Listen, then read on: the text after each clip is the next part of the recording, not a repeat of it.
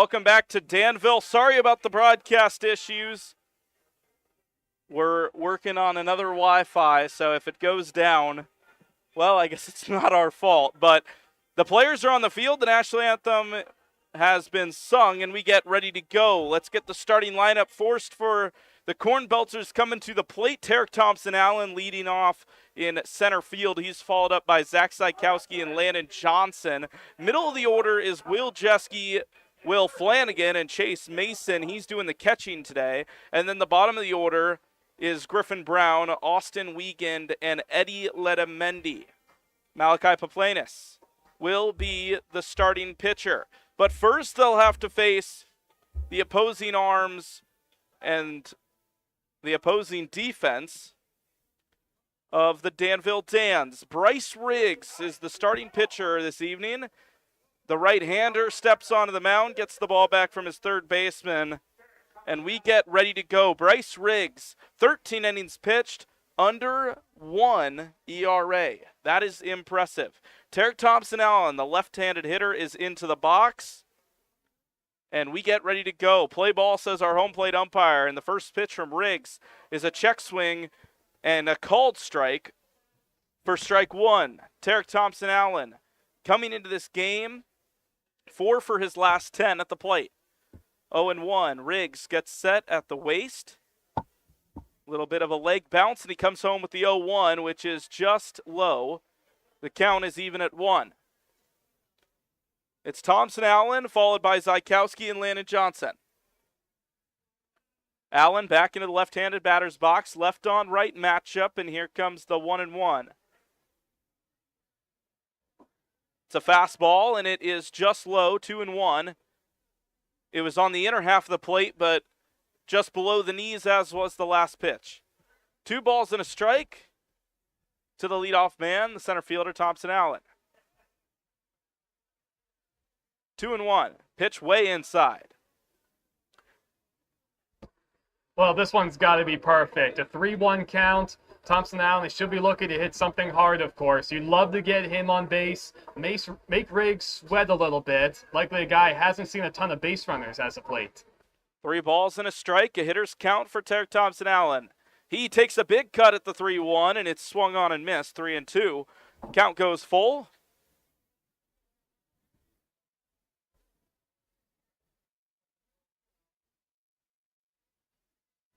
Full count to the first batter of the game. The right-hander back on the mound. From the short windup, here it is, the payoff. Way inside, ball 4. A leadoff walk taken by Tarek Thompson-Allen, and the Cornbelters have a man on early. Oh, that's exactly what you want right there. It looked like Riggs was going to have a chance to bury Thompson-Allen. He was not particularly close to the 3-1 pitch that he swung through. That was just a very uncompetitive payoff right there. But all that speed from Thompson-Allen, get in Bryce Riggs' head, see if you can take second base too.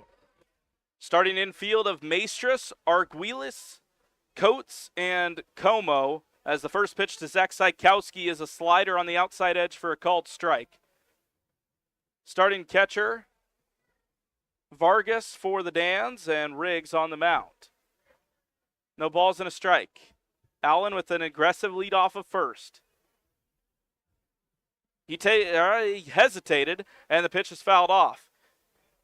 It was a hard secondary. Looked like he was going on the pitch, but a foul ball wouldn't have mattered. Yeah, that's one of those where Thompson-Allen wanted to take off, but just didn't quite feel confident in his jump. So if you don't think you have that jump you need, don't want to chance it. Well, I'd hope it's not a lack of confidence. He's successfully stolen base his last 8 attempts. Picked off to begin the season, has stolen every base since then as Zykowski swings through the 0-2. First strikeout of the game from Bryce Riggs. It's his 27th strikeout of the young season.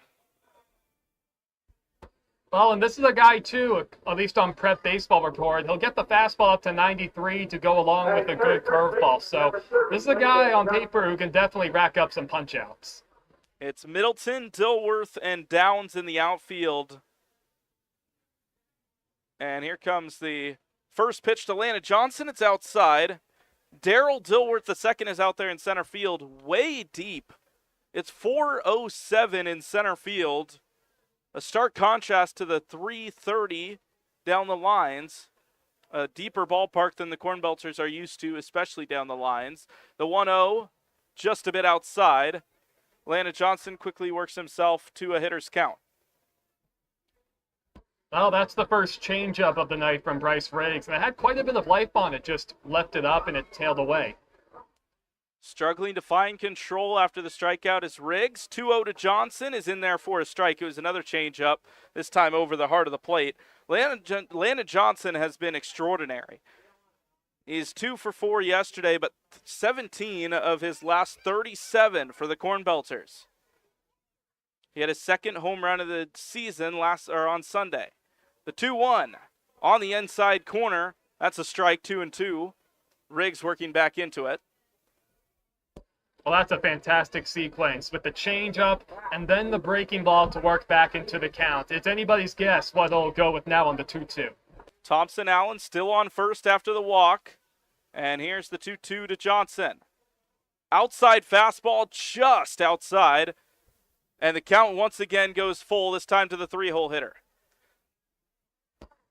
I think there's a good chance we'll see Thompson Allen take off, because we've seen Johnson hit a lot of ground balls, especially on fastballs the other way. Well, perhaps Riggs thinking the same as you, my friend, as there's a quick snap throw over to first. Thompson Allen back without too much of an issue. The throw almost went into right field, but it was Como coming off the bag to claim it. Thompson Allen right back to his aggressive lead. 3-2. Yes, he does take off, and there's a line drive sent into right field. Down in front of the right fielder, Thompson Allen will turn and easily make it into third. It's a one-out single for Landon Johnson, and there's runners on the corners for the Cornbelters. Well, Riggs just left that pitch up in the zone, so plenty of time for Johnson to whip the bat through on that one, and he hit it hard just like he's been doing the past couple of weeks and really all season long. Landon Johnson extends his hitting streak to 9 games. And the Cornbelters are threatening here in inning number 1. It's the designated hitter, Will Jeske, playing his collegiate ball at Nebraska. First pitch to Jeske. On the high part of the zone, it dipped in there for a called strike.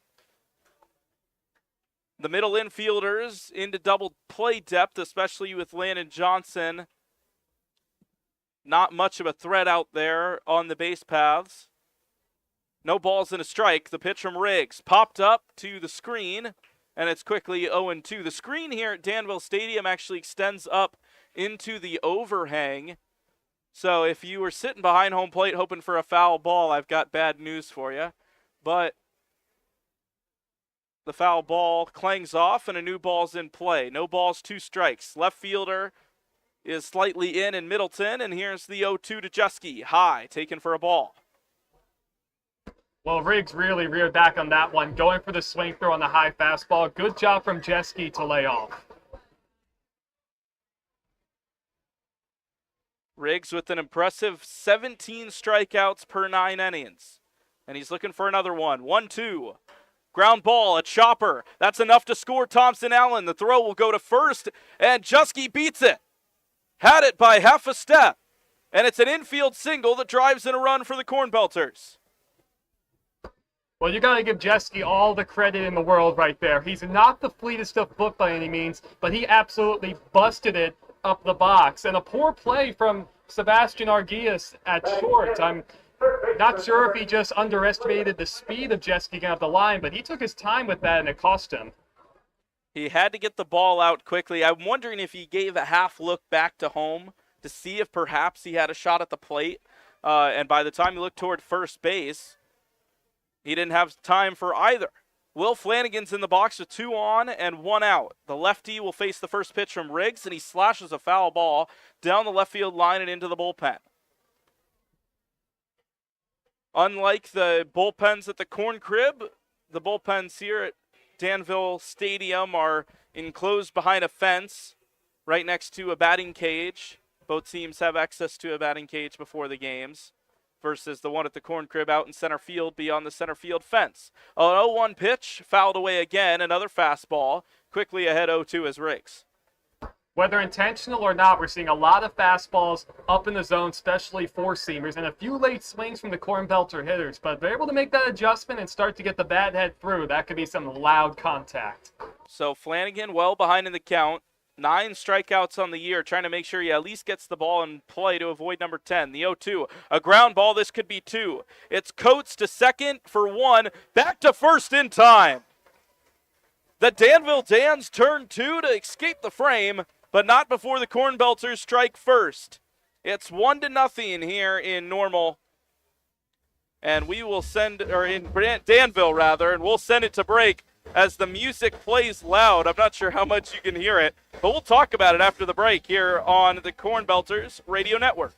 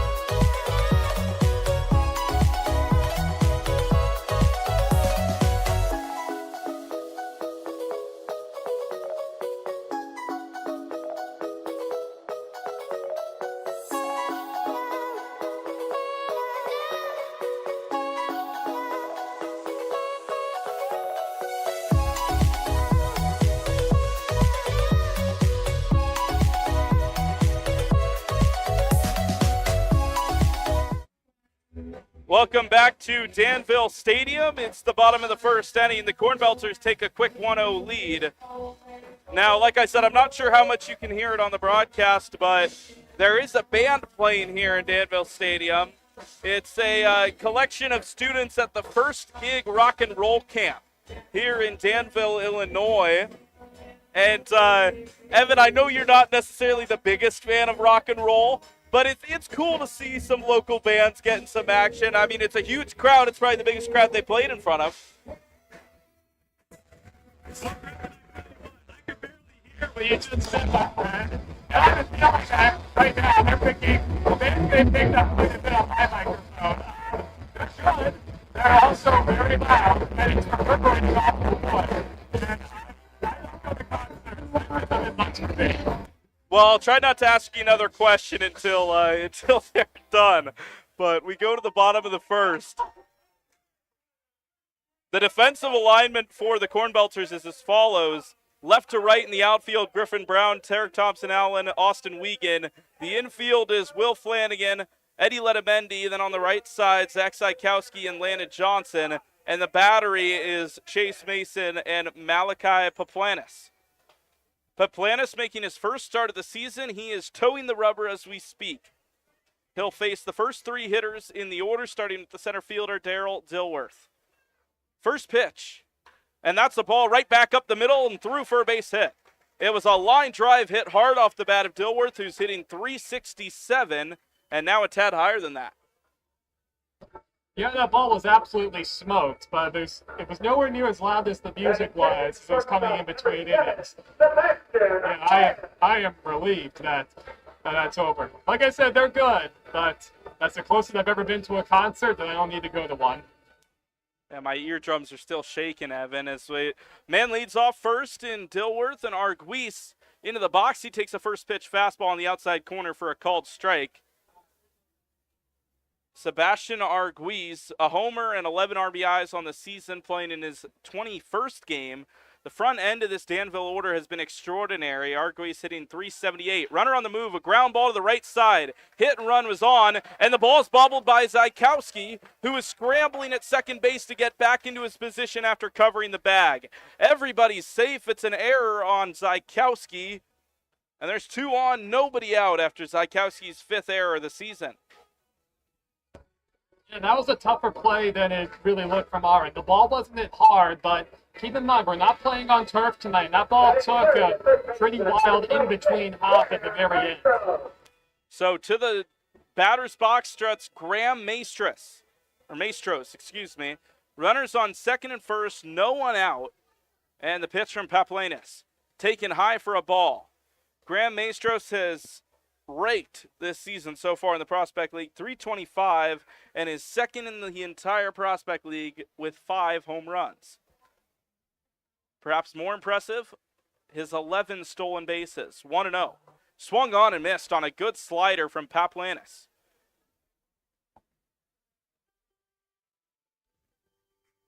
Paplanis working from the stretch now, the right-hander facing the right-handed hitting Maestros. The outfield is way back, especially Griffin Brown in left. 1-1 on the outside edge, dropped by Chase Mason and allow the runners to advance. A passed ball, and now both runners stand in scoring position with no one out here in bottom of the first. I know it's not the case since they're not talking about it, but the way Mason went after that, I would have thought he got crossed up. Also, very lackadaisical effort to get the ball, because he might have had to play a third. 2-1, Josh Davis in the on-deck circle, and here's the pitch to Maestros. Hit to the second baseman, Zykowski. Fields it on the backhand, makes the throw to first for one away, but a run comes in to score. Dilworth crosses the plate to tie the game, and it's 1-1. Well, already the error and the passed ball is hurting the Cornbelters. That would have been a tailor-made double play ball since it was scalded back to second. So the Cornbelters get an all-important first out, but the Dans tie the game. 1-1 here in the first. One out, runner on third. First pitch to Josh Davis, low and away for ball 1. Davis hitting .270 on the year. Paplanis, 1-0 count. The infield back despite a runner on third, and that ball is cranked. Deep left field, going back is Griffin Brown at the track at the wall, gone. Absolutely hammered by Josh Davis. And the fans here at Danville Stadium love it. 3-1, the Dans take the lead over the Cornbelters. We saw Paplanis throw a few good sliders early in the inning, getting it down and even out of the zone. That one just spun up there. It was right down the middle, and Davis hit that. That was a titanic home run. That was a long one. So Paplanis running into some early trouble, and now faces Downs. First pitch outside. Just 7 2/3 innings logged this season for Paplanis. Last pitched a little over a week ago against Springfield, and he misses with ball 2. He pitched just an inning. He hasn't pitched more than an inning in over 2 weeks. 3-0 to Downs, taken for a called strike. So how do you respond here as Paplanis already given up 3 runs trying to fight back? That's the question to be answered.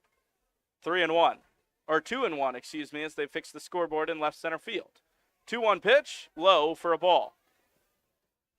Well, to start this at bat, I'm not a big fan of the body language from Paplanis. His frustration is very noticeable, so he needs to lock it back in.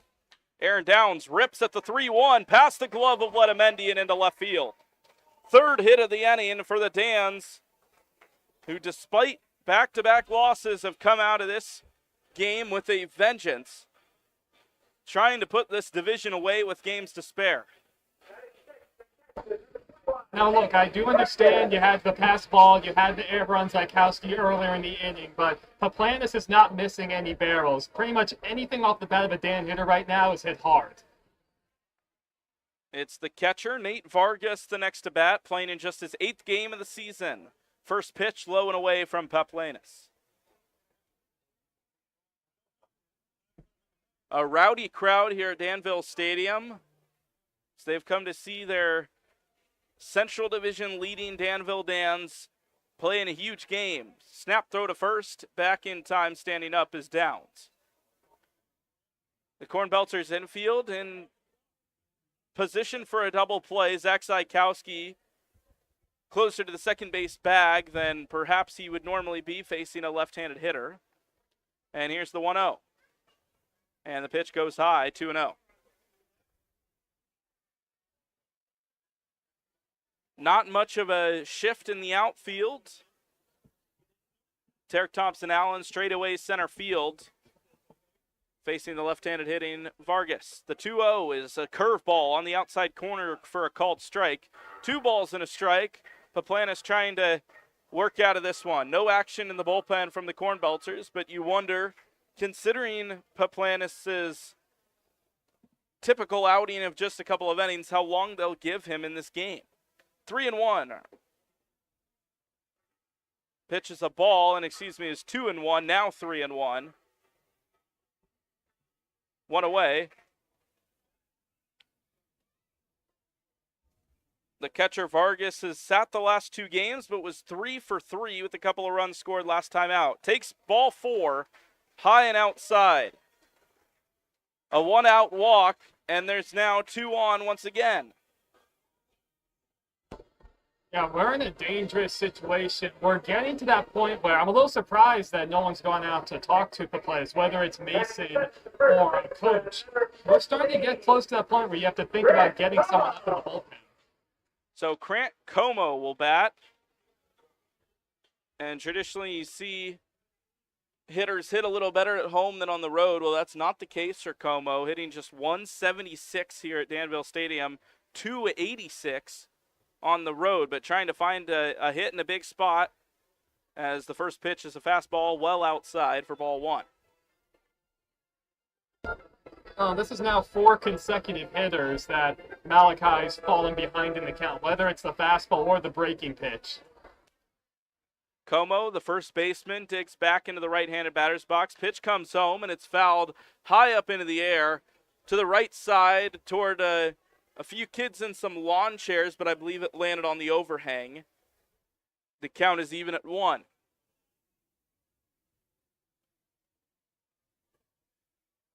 Will Flanagan was hugging the line on the last pitch at third base, but now shifts to a normal position. It's the 1-1, a slider missing outside.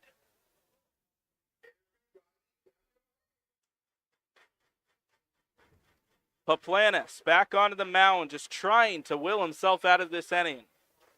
Billy DuBois content to let him deal it out and see what happens. The 2-1, a deep breath, a check on second, and he comes home. Slider, outside corner. Good location on that pitch for strike 2.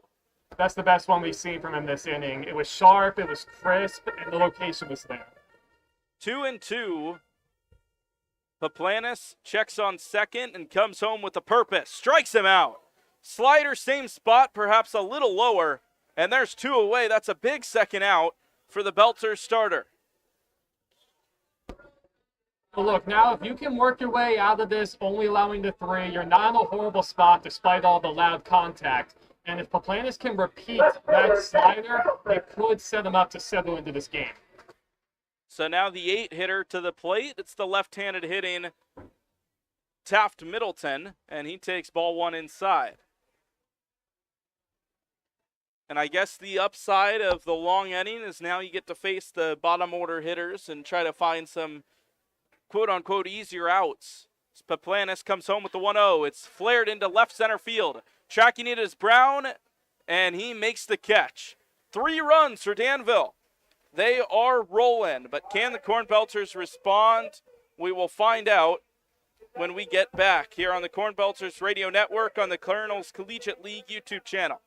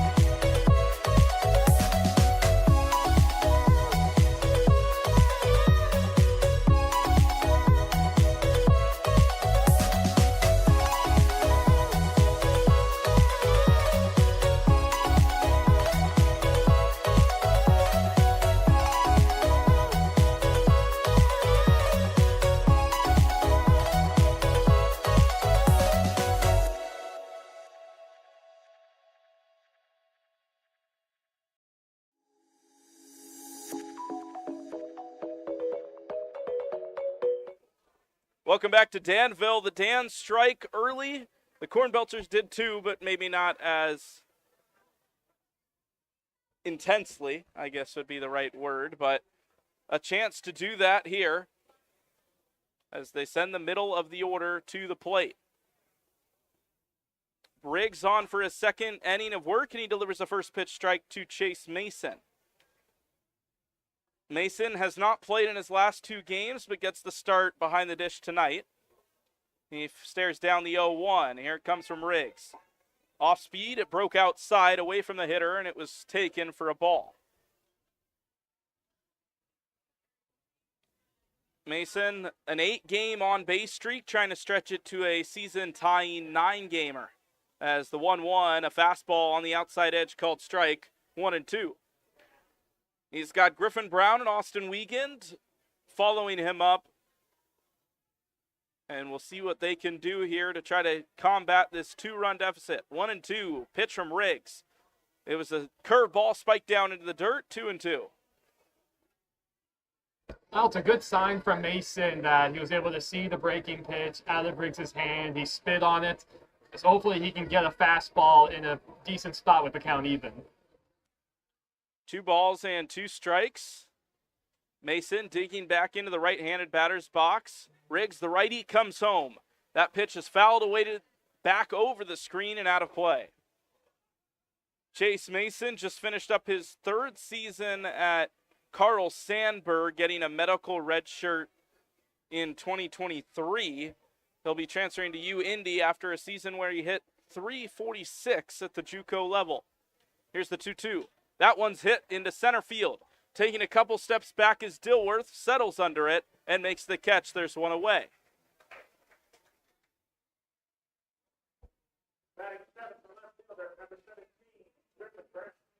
Well, Griffin Brown into the batter's box. I will admit I feel slightly insulted as they spelled his name wrong in left center field, and sharing that name, I am slightly disappointed. I can't lie, Evan. Yeah, that's a bad one. Someone's going to get fired over that if I had anything to do with it. Griffin Brown. They left out the R. But there's one away, and Griffin Brown will step in. He watches the first pitch. It's a fastball right at the letters for a called strike. I was wondering what your reaction was. Then I finally saw the scoreboard. I saw it as soon as it popped up. You just can't do that. 0-1. Fastball hit high and foul over the Cornbelters bullpen down the first base side and down in front of the fans. 0-2. Billy DuBois, well, actually, looks like Mallory, the team's photographer, traveled with us out for the game today. She retrieved that ball. And it's 0-2, a new ball into play. Riggs back towing the rubber, brings the ball into the set position and comes home with the leg kick. 0-2 outside, ball 1. Griffin Brown joined this team late due to an injury, but has been featured quite frequently. Started off hot, but is just 2 of his last 9. 1 for 3 in the game Sunday against Alton. A ball and 2 strikes. Open stance from Brown. Lays off the 1-2, which is outside. Again, it's a couple good takes on the breaking ball from Brown, but especially as we get to the second time through the order, they're going to have to catch up on that fastball. Bryce Riggs set to throw, pitch number 33. 2-2. Fastball hit high and foul. First baseman Como trying to go get it, but it was well out of his reach and clanged off the overhang. And now when I say overhang, I mean that in the quite literal sense. It hangs over the seats and nearly onto the field at times. Probably just about 5 feet short.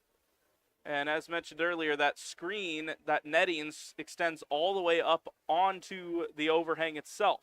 2-2. High, and the count goes full. So Griffin Brown works his way back into it after being down in the count, and we'll see a payoff pitch. I would also like to point out a couple of these foul pop-ups from Griffin Brown. Back in the corn crib, those are probably outs just with how much room there is over there. 3 balls and 2 strikes. The pitch to Brown, laid off, ball 4. It was a slider that tailed outside And Brown dipped at the waist, trying to will himself not to swing at it. He reaches on a one-out walk, and Austin Wiegand will stroll to the plate. That's a great at-bat, and a really good sign that at the bottom of the order, these guys are recognizing the breaking pitch out of Riggs' hand and spitting on him. That slider can be difficult tailing away from you at times, but you're right, they've dealt well with it. Wiegand watches the first pitch, fastball dip into the dirt, 1-0. Austin Wiegand has hit very, very well. The rising sophomore started the season hitting close to the 200 mark, but has been much, much better, up to 270 with an on-base percentage up near 400. 1-0 to Wiegand. A changeup that started high and ended up falling on the outside corner, strike one. Wiegand has seen the ball really well. 3 doubles in his last 3 games and 5 of the last 7 games. Multi-hit for him. He's got a man on first. He'd love another double. A ball and a strike. The pitch from Riggs. Missed inside. 2-1. So a couple things. I'm surprised to see nowhere near as many fastballs this inning out of Riggs' hand. And just these first few pitches, even the first, he doesn't look anywhere near as comfortable out of the stretch compared to the windup. 2 balls and a strike. Wiegand digging in and hits a ground ball, chopped foul down the right field line. And it'll be one of the Cornbelters bench players walking to retrieve it. 2-2. Righty on lefty matchup. Wiegand getting back into the box, adjusting the batting gloves. And ready to face the 2-2. Riggs looking for that second out. The shortstop playing in. Here it is. Swung on and missed. The changeup fell away from the left-handed hitting Wiegand, and he strikes out swinging, 2 away. That's a devastating pitch for any lefty on a 2-strike count. That started towards the heart of the plate and just dropped right off the table. And to think, I was just getting ready to mention how Riggs' windup's a very traditional kind of setup, slow and deliberate. Then he goes for this slide step, and even though he got the punch out, hasn't looked the same. It's not a natural motion for him. Eddie Letamendi into the box, 2 down, and he fouls off the first pitch. And it's a good point you bring up, because when you have a pitcher like Riggs that can vary your timing, not only does it keep that runner where he is because he can't anticipate breaking for second, but it throws off the hitter's timing, too, trying to load and get ready to hit that pitch. Here's the 0-1. Letamendi chops it foul down the third base side, and it is quickly 0-2.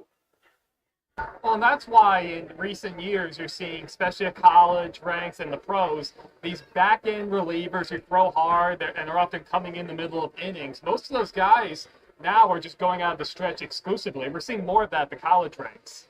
No balls and 2 strikes.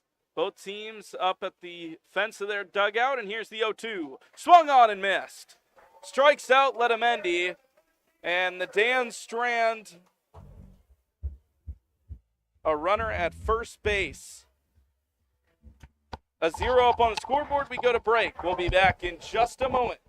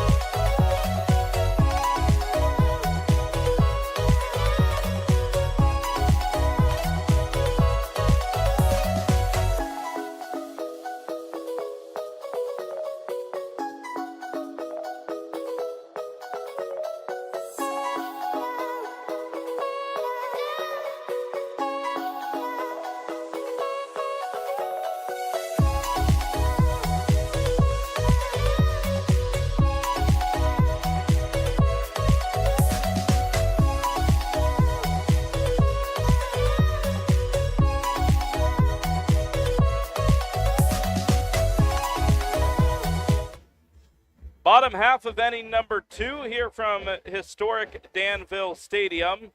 Griffin Leonard, Evan Schmeiser on the call from you. About an hour and a half away from Normal, Illinois. A nice afternoon bus ride with the team. And we have arrived at the Cornbelters' destination for the evening. Trying to put a defensive 0 up on the board after the same being done to them in the top half. First pitch strike on the slider from Paplanis.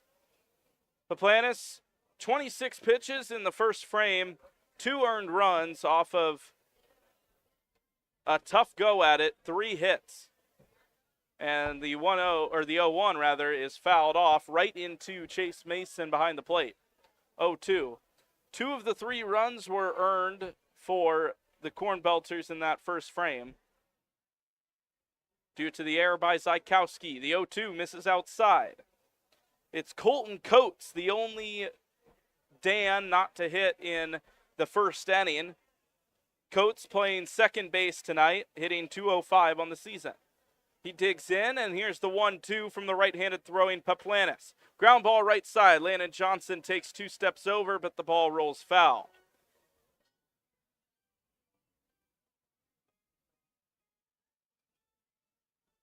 Coates, just one of his last 9 at the plate, but doubled 3 games ago, 1-2. Slider just missed the outside corner. Started well outside from Paplanis and nearly broke onto the outer half of the plate, but just missed, deemed our home plate umpire. 2-2. Another slider. That one's in there. Looking strikeout, and it's the second K for Paplanis. 1 away. I love the looks of that. If at first you don't succeed, try again. Able to get that one over the outside corner. Coates wasn't a fan of it, but that looked like a really good pitch to me.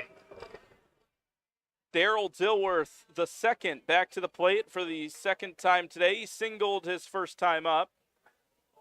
And he steps into the right-handed batter's box with 1 away. First pitch from Paplanis, a ground ball third base side, but it was hit off the foot of Dilworth, who never left the box. Quickly signaled a foul ball. It's an entertaining first strike. No balls and a strike from the windup, and squaring to bunt is Dilworth. He lays one down. Tough play for Flanagan. Bare hand, throw to first, not in time.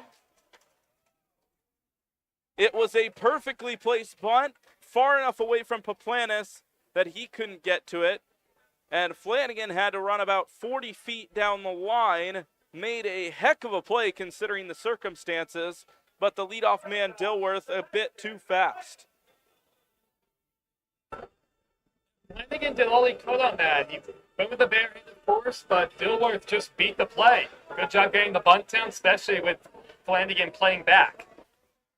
Dilworth shuffles off of first as the first pitch is lined down the line. Just foul.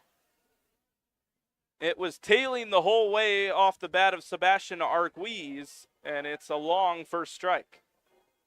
I think this second time through the order is going to be very telling for Paplanis, because that Heart of the Dams lineup hit everything hard in the first inning. And if you have a repeat of that, then this game's going to start to get out of hand. Arguiz singled on an error, well, reached on an error his first time up. And now faces the 0-1, a ground ball, a chopper to Flanagan, just inside of that that third base foul line. And the throw goes across the diamond to Johnson. They get the play at first, and there's 2 down.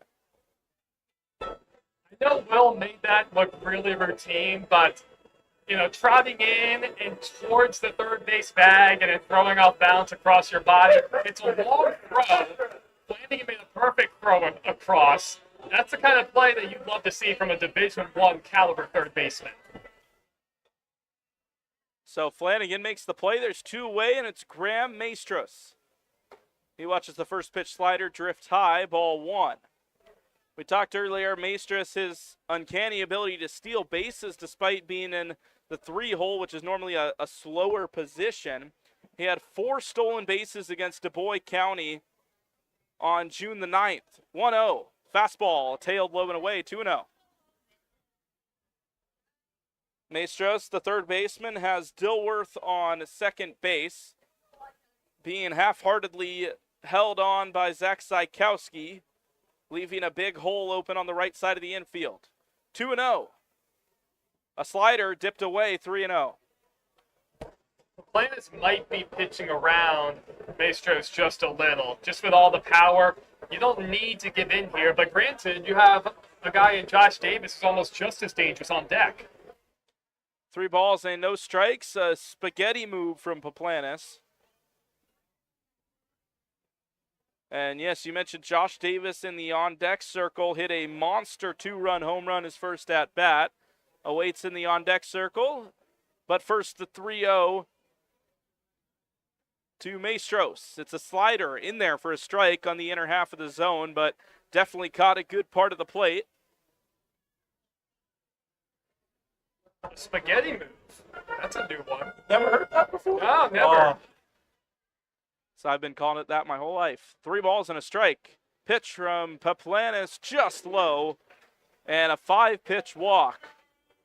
Maestros walks, and the inning continues. It's the 14th walk of the season for the 3-hole hitter for the Dans, and now it brings up a very dangerous Josh Davis. Where'd you first hear spaghetti move? I don't know. It was probably Little League when you called everything names that were a little silly.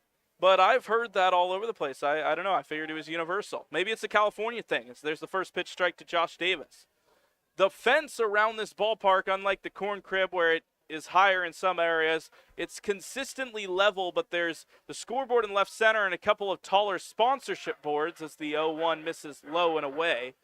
And Josh Davis cranked a fly ball over the left center field sponsorship board, the Honda and Hyundai sign out there in left, which was easily about 15 feet taller.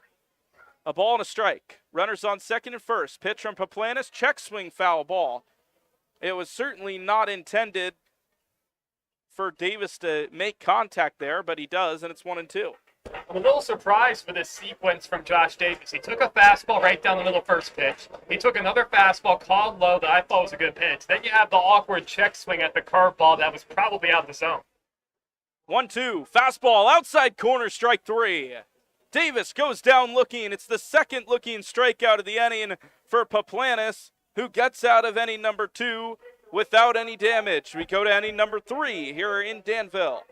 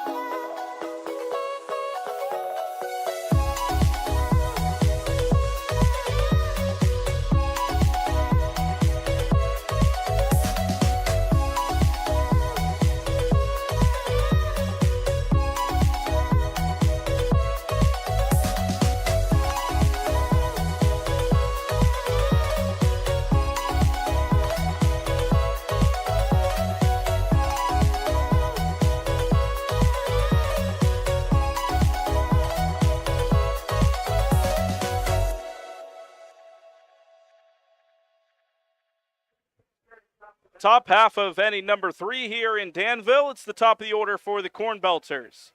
Tarek Thompson-Allen, followed by Zykowski and Landon Johnson. Thompson-Allen walked his first time up and came around to score. Cornbelters down 2. First pitch from Riggs, squaring to bunt, but popping it foul was Thompson-Allen, and he had the defense surprised, but couldn't execute on the first pitch bunt.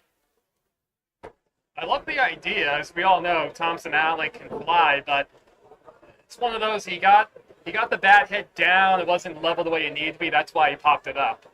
Graham Maestros now closer to the grass down the third base side, and here's the 0-1. Thompson Allen swings and hits a high fly ball, but well foul over the overhang and into the parking lot. 0-2.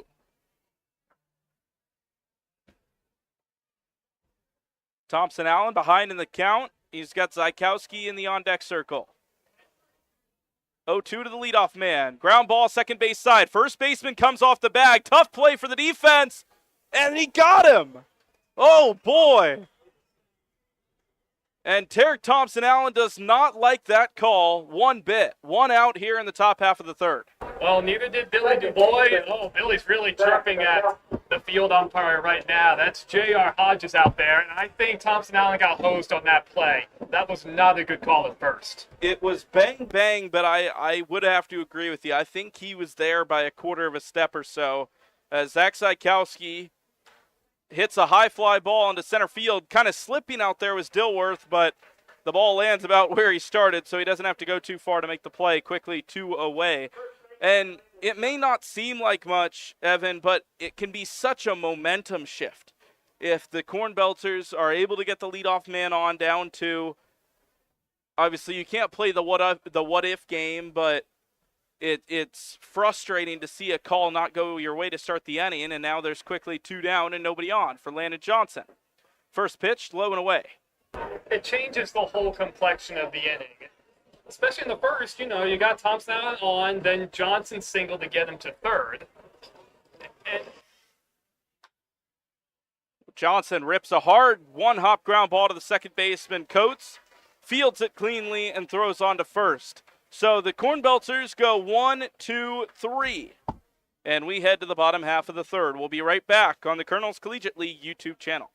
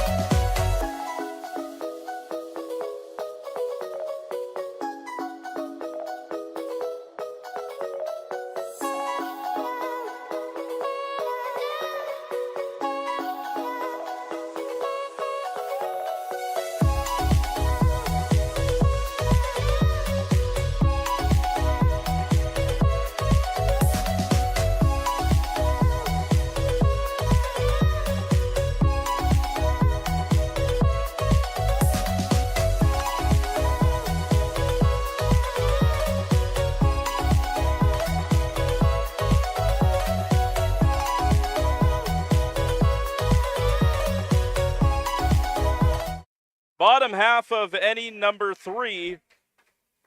3-1, the Danville Dans lead. Thank you for taking some time out of your Tuesday evening to join us. Our normally scheduled programming of Colonels Collegiate League Baseball will return tomorrow. And here's the first pitch from Paplanis. One hop ground ball. Letamendi went down to receive it and it bounced over his head. And that's a tough play. 1, because of how hard the ball is hit, and 2, because the Cornbelters play on turf. So the dirt bounces. Well, I'm sure they're used to them to an extent. They don't practice on them. So you see dirt ground balls a little less during the summer. Well, I think the bigger part of the bat was just that down scalded that ball. It was a do-or-die play for Letamendi. If he tried to square it up, then it would have just hit off his chest. So a leadoff single and a first pitch ball to Nate Vargas. Reached on a walk his first time up. Aaron Downs was the man with the single on the first pitch of the half inning. He stands on first base. held on by Johnson. The 1-0 is a curveball in there for a strike. Good pitch from Paplanis. A couple of players walking around in the bullpen, but no one actively throwing for the Cornbelters. But we'll see how long that remains the case, as it's the third inning for Paplanis. A ball and a strike. The 1-1 swung on and missed. Strike two, a big changeup swung on and missed, and Vargas down to his final strike in this at-bat. That was a fantastic arm slot from Paplanis. I thought it was fastball coming out of his hand. I got fooled as much as the batter Vargas. 1 ball and 2 strikes to Nate Vargas. A foul ball on the 1-2 off of the overhang and into the stands, crashing down where a couple of kids with gloves will retrieve it. That ball went up high, right through the top of the netting where the grandstand's overhang is. It was a sight to behold. Nate Vargas playing in just his 8th game, yet to register a hit at home. And that has just changed. 1-2 high, or line drive to center field. Thompson Allen bobbles, and that's going to allow the runner to go first to third. Downs to third base. Vargas with the single with no one out. And the Dans knocking on the door once again in inning number 3. Well, it's going to be the first error of the season for Thompson Allen, allowing the runner to get to third. But again, another hard hit ball, this time from Vargas against Paplanis on the mound. And there's divots all over the place on the outfield. It's a very low cut grass. So Tarek did all he could on that ball, but just give credit to Downs with some aggressive base running. So perhaps a nod to the bullpen to get ready here in the third inning with no one out, men on the corners. It's Como for the Dans. Grant Como trying to deliver an RBI. He struck out his first time up, and Paplanis would love to get another strikeout here and keep the runners where they are. First pitch, high, ball 1 with the fastball. Paplanis is going to need to make sure this doesn't get out of hand. Even with the 0 he put up earlier, it feels like the Cornbelters are holding on for dear life right now. 3-1 ball game, 1-0 pitch. Ground ball, back up the middle, off the glove of Paplanis. Zykowski hustling to it, quick throw to first in time. And how about the recovery from Zach Zykowski to still make the play? The run from third comes in to score. Vargas moves up to second, but the Cornbelters get their first out, 4-1. Oh, and your instinct as a pitcher is to always try and go after the ball. That might have been a double play if Paplanis let it go. It would have been tough to turn with the way it was a high bouncer. It might have been tough to get it on the other end, but should have let that go. So runner on second, 1 out, and a first pitch inside fastball to Taft Middleton. Middleton 0 for 1 in this one. He's got Nate Vargas standing on second base, and the infield shifted way to their right. Zykowski probably closer to first base than second, or at least right about in the middle. 1-0. Paplanis checks on second, comes home. The pitch is swung through. It's a fastball right down the heart of the plate. A meatball, as they call them, and I'm assuming you've heard of that term, as it's a swinging strike for the first strike to Middleton. Have you heard of a meatball, Evan? I've heard of plenty of meatballs, but I'm a little more perplexed about this meeting on the mound with Mason going out and the shortstop Letamendi coming in. I don't know if Mason saw something he didn't like from Malachi. Yeah, it's tough to say. I mean, obviously it's not like we have him mic'd up, but perhaps the pitch maybe a little too central, and Mason wanting to just calm down his pitcher. Is the 1-1, a fastball just off the outside corner. Looked pretty good, but a touch outside, and it's 2-1. Danville leads by 3 in this make-it-or-break-it game here in the Central Division. And here's the 2-1. A slider swung on and missed. Breaking in on the hands was that pitch. And he gets another swinging strike, 2-2. And Paplanis has been at his best when he's mixed in those secondary pitches with the right arm slot. He's had some off-balance swings when he's gone to those secondary pitches. Paplanis delivers his 58th pitch, a ground ball right side. Zykowski fields it with a bobble, but still recovers in time to make the out. Zach Zykowski is having a howler of a game, but he makes the play. 2 gone, and the runner moving up to third in Nate Vargas. Well, he's absolutely has a busy day. That's definitely his third, possibly fourth attempt of the night, and he got lucky. He should have come in and gotten the big hop off of the infield grass. He let that extra bounce come in, and that's where the ball can start to play tricks on you. He's fortunate to get the out. 2 down. Man on third, and the 9-hole hitter Colton Coates at the plate. First pitch to him. In the dirt, Mason keeps it in front of him to prevent the run. A 3-run ball game in inning number 3, and, well, obviously you're losing a ton of time to come back. We've seen it all across the board this season. The Cornbelters will just randomly sprout 7 or 8 runs. They did it on Sunday against Alton, where they took a 6-1 lead out of a blink of an eye, and then Alton responded with a couple of big innings of their own. Big swing and a miss on the 1-0. You absolutely need to be aggressive to Colton Coates, just with how dangerous this top of the order is for the Dans. Can't afford to play around with the 9-hitter. A ball and a strike. The pitch from the right-hander ripped into right field through the gap between Johnson and Zykowski. That'll score a run. Vargas comes home for run number 5 for Danville, and it is 5-1. That was a big-time mistake in location from Paplanis, and that's really what's hurt him. It's mostly been the fastball early in counts 2 that's hurt Malachi, but that curveball, it was down and in, not down and enough, right in the nitro zone for the lefty Coates, and he hit it hard like he's supposed to. A run comes in, and there's still 2 away, and now Dilworth gets plunked on the first pitch. A hit by pitch, Daryl Dilworth, and finally Billy DuBois will walk out to the mound to check on his pitcher. 7 hits through 2 2/3 from Malachi Paplanis. 3 earned runs, 5 total runs, and 2 on, 2 out as the wheels slowly start to come off the bus for Normal. I mentioned just a moment ago the Alton River Dragons game on Sunday. The Cornbelters had 3 multi-run innings. They had 6 runs in 3 innings in that game. Alton had a 7 spot, a 4 spot, and a 5 spot. So the runs just kind of explode.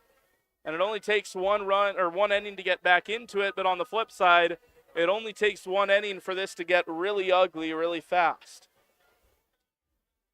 But that's on the same hand, that last game it came down to Graham Casey and the bullpen just couldn't get anybody out. Now Malachi's stuff, I think, has been very crisp tonight. He's just not hitting his spots. Paplanis trying to escape the jam. He'll face Arguiz. First pitch, blazed high, ball 1. 2 runners on. They have Dilworth standing on first and Colton Coates on second base, held on by Letamendi. The outfield is way back. I would find it unlikely for them to throw out a runner at the plate from this depth, as the 1-0 is a slider. It misses low and outside. 2 balls, no strikes, 2 away, and a 4-run ball game. Paplanis trying to salvage what they have left. 3-0. Ball missed outside. Well back in the count now.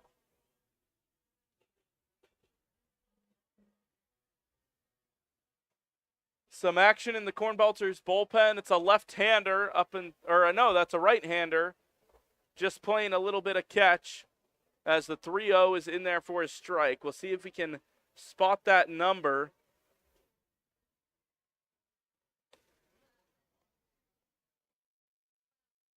As the 3-1 is upcoming. I believe it's Peyton Nix.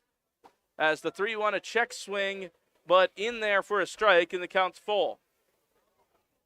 That's something I wish we'd seen a little more of from Paplanis, the willingness to pitch backwards. Because the Dan's been so aggressive on the fastball early, I think if he were to have mixed more of those off-speed pitches in, he'd get more check swings like that. Here's a very important payoff pitch. Fastball low. Ball 4, and the bases are loaded. Billy DuBois with a long look down at his bullpen to see if his pitcher's ready. Having a silent conversation about 100 feet away with his bullpen coach, Nick Roseman. Paplanis is looking at DuBois as to say, do I have one more chance? And the answer to that question is yes. It's the 3-hole hitting Graham Maestros. 0 for 1, but he has an RBI and a potential for a lot more here. 2 down, bases loaded. Malachi from the leg kick delivers a first pitch curveball to get ahead in the count. That's a big start to the AB. Now, we'll see how this at-bat goes, but I'm very surprised that Paplanis didn't get the yank after that last at-bat, because a guy like Maestros, he has a chance to put this game out of reach. You would have to imagine this is his last batter, as there is a foul ball or a foul tip. It was a foul tip into the glove of Chase Mason, and I guess miscalled by our home plate umpire. He called it a foul ball and then called it a strike. I don't really know.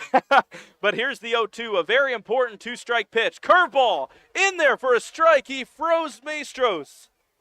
And the Cornbelters strand the bases loaded. It's not perfect, but they'll take it. It remains a 4-run game. We'll head to inning number 4, where the Cornbelters can get to work trying to chip into this lead. 5-1 Danville leads Normal here on the Colonel's Collegiate League Network.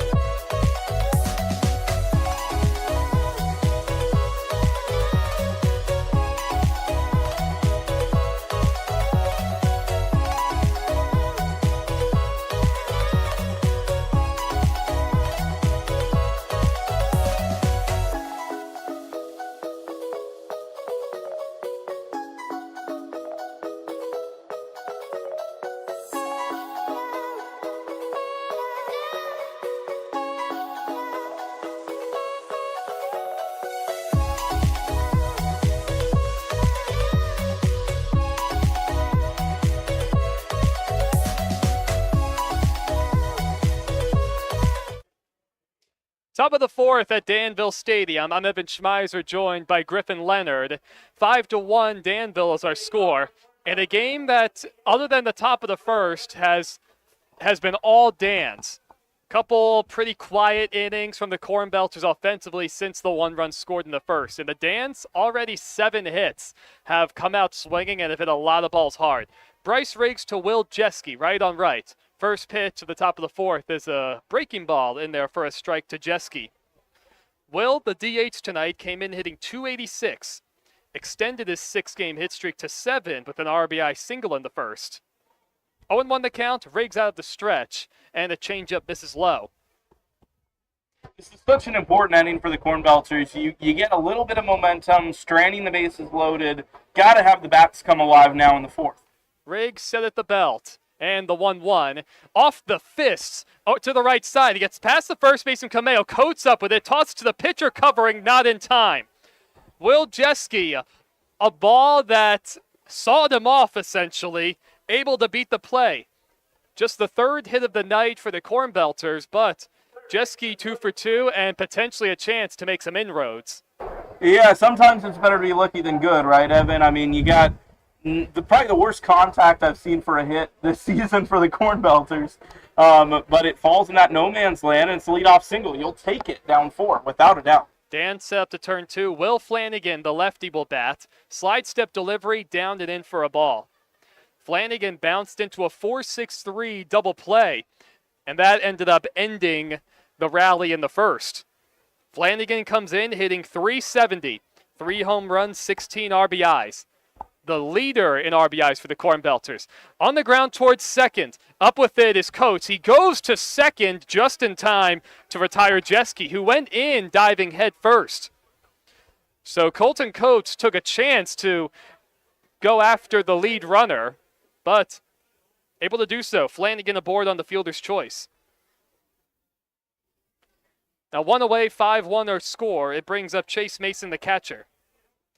Mason lined out to center his first time up. The flag in center field, quiet. Feels completely different compared to the corn crib where it's just constantly windy. Up and in for a ball. Mason came in hitting .259, a home run, 9 RBIs.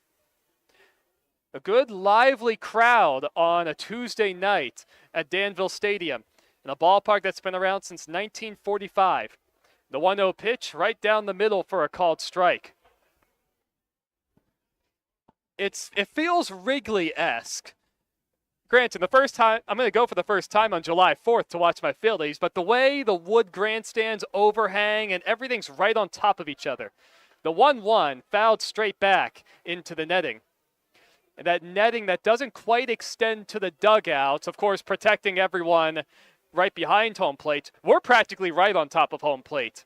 There's not much room behind home plate. Nowhere near as much foul territory compared to the corn crib, and it gets very narrow into the corner. 1-2 the count. Deep breath from Riggs and the pitch. In the air to right center. It's not deep. Aaron Downs over. Dilworth there, and it's going to be the right fielder Downs who makes the one-handed catch. 2 away in the fourth, and it brings up Griffin Brown. Brown, the newest addition to the Cornbelters. We did get a chance to see him in our previous home game. 4 for 14, 4 RBIs. He walked his only time up in the second. Brown, a tremendous athlete all the way around. Played basketball in high school, 3 years as a free safety in his high school days too. First pitch swinging, and he fouls it over the grandstands back towards the parking lot. Heads up for any cars. There's a right-hander doing some band stretching in the bullpen for the Dans. And you do have the guy who was throwing earlier for the Cornbelters, Barnett, who is going to be coming into the game. 0-1 the count with 2 outs, 5-1 Dans. And the pitch. Good curveball in for strike 2. The outfield is shaded slightly to the opposite field for the right-hander Griffin. You know, I'm surprised. The lights have not been turned on. It doesn't look like it, at least. And the 0-2 curveball's in the dirt. Good play by Nate Vargas. So you have 2 sets of lights. One in right center, one in left center. Then, of course, all the ones in foul territory. We can't see those, but I see no evidence that the lights are turned on. And that's, of course, been the case all night, despite it being completely overcast. It actually looks pretty dark to me on the field. It's much brighter in the press box. A long hold from Riggs. And the 1-2 with 2 outs. Another curveball. It gets away from Vargas, but not far enough for Flanagan to move to second. So all of a sudden, Bryce Riggs has gotten very deliberate. Despite working 2 clean innings, the second and the third, and not really allowing any hard contact since the first, the pace is really slowed down on the field. 2-2 the count. Riggs set again. Short lead from Flanagan. And the pitch. A liner out to right, down the line, Downs on the run, and it's going to drop just foul. A matter of inches from that ball landing on the foul line. So Flanagan, who would have easily made it into third, has to go all the way back to first. That's a frustrating one because you always feel like as a hitter, if you can get a hit with 2 strikes, you feel like you kind of took one off of the pitcher there because you were behind. And for Brown to poke one down the line like that and just sneak foul, you got to feel like he thought it was going to fall. And as you mentioned, it would have been runners on the corners and a big spot, and instead you got to go back and try to do it again. 2-2 the count as we're all set again. Riggs ready. And the pitch. Fastball just inside. Kind of surprised Griffin, but after falling behind, able to work the count back full. So Flanagan will be off on the pitch. And it really feels like, I know it's just the top of the fourth, 4 runs is usually not the end of the world, but it's been all Danville since the first, and you really feel like the Belters need to get something here. The 3-2 pitch, the runner goes. That's it pretty well to left center. Middleton into the alleyway, and it's going to hang up there for him to make the one-handed catch. No runs, a hit, and a man left for the Cornbelters. That's Jeske with the infield hit. We'll head to the bottom of the 4th as the rock and roll will continue, and as I'll cover my ears again.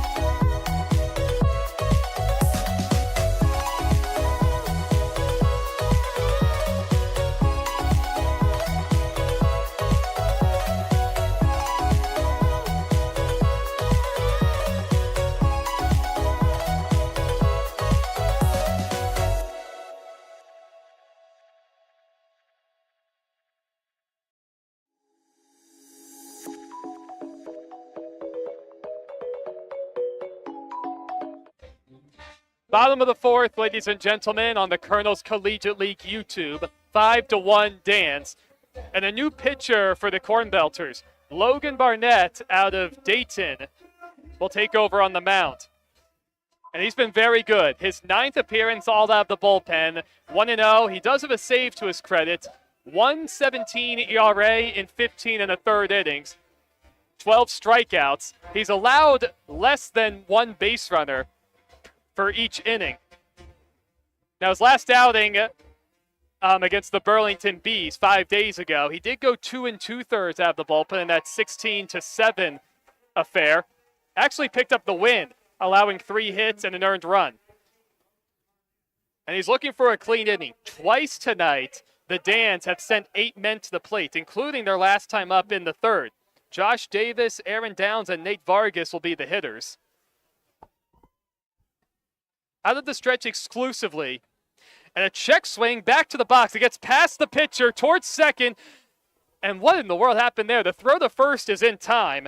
And Josh Davis, I didn't get a good look at him up the line, but he's either one of the slowest men in the Prospect League or he slipped somewhere along the line. I mean, he's the cleanup hitter, so I'm not expecting him to fly, but I think that's just a great play by Barnett. Normally when you see the ball get by the pitcher, it's the infielder's job, but Barnett turned on his horse and ran after it, barehanded it, threw it in time, and the throw was wide, but Johnson with an athletic play to reach over and snag it on the skip. First pitch called strike to Aaron Downs, who's 2 for 2 tonight, and a big out to retire Davis, who hit a 2-run homer in the first. Hasn't looked good since then with the strikeout and that weak grounder. The 0-1 curveball right there for a called strike 2. Barnett already seems like he's in a pretty good rhythm. The tall 6'5" right-hander who's working quickly. Good tempo. Well, maybe a little slower right there. Now he comes set at the belt, out of the stretch. The 0-2 off the fist towards third. Picked up by Flanagan. Fires it across. In time to retire Downs. What a fantastic play by Flanagan, who's had a busy night and already multiple highlight reel plays. Yeah, well, in the infield, it's really playing well, but outside of that one ground ball booted by Zykowski, it's been a really stellar job from this infield. I will say, though, I feel less bad about Tarek Thompson-Allen getting robbed of his base hit earlier because he was safe. at least our first base umpire has been consistent. First pitch on the outside corner to Vargas, who walked in the first, singled and scored in the third. Yeah, Hodges has had a bad night, and it's early. He's definitely missed two, one for each team. And the 0-1 pitch in the dirt. That looked like the changeup from Dayton. So this is the weirdest light setup I've ever seen. It kind of looks like actually the lights are now on in right and left center, but that field is dark. They need more lights here, that's for sure. Fastball a little outside. 2-1 the count, 5-1 Dan's, 2 outs, bottom of the fourth. Well, and the lights, they kind of just point right down at the field instead of illuminating the ballpark as you traditionally see. So I'm wondering if as it gets darker, we're going to have spots of dark within the field. 2-1 breaking ball. Fouled right off the front leg of Vargas. So he'll take a short walk. He's not wearing a protective shin guard. And I am impressed from Barnett. I know he's on his third hitter, but he looks really, really good. And essentially a night where it's going to be a bullpen effort all the way. Of course, Paplan is somewhat serving as an opener, as Vargas continues to try and shake off the foul ball. Seems to be okay now. So the night done for Paplanis, going the first 3, allowing 7 hits, 5 runs, 3 of them earned, 3 walks, to go with 4 strikeouts. A high bouncer out to second. Zykowski has to leap to get it. Hurries to throw the first in time to retire Vargas. A quick 1-2-3 inning from Logan Barnett. And that's a really good sign for the Cornbelters. They try and flip the momentum back towards them. We'll go to the top of the 5th, 5-1 Danville.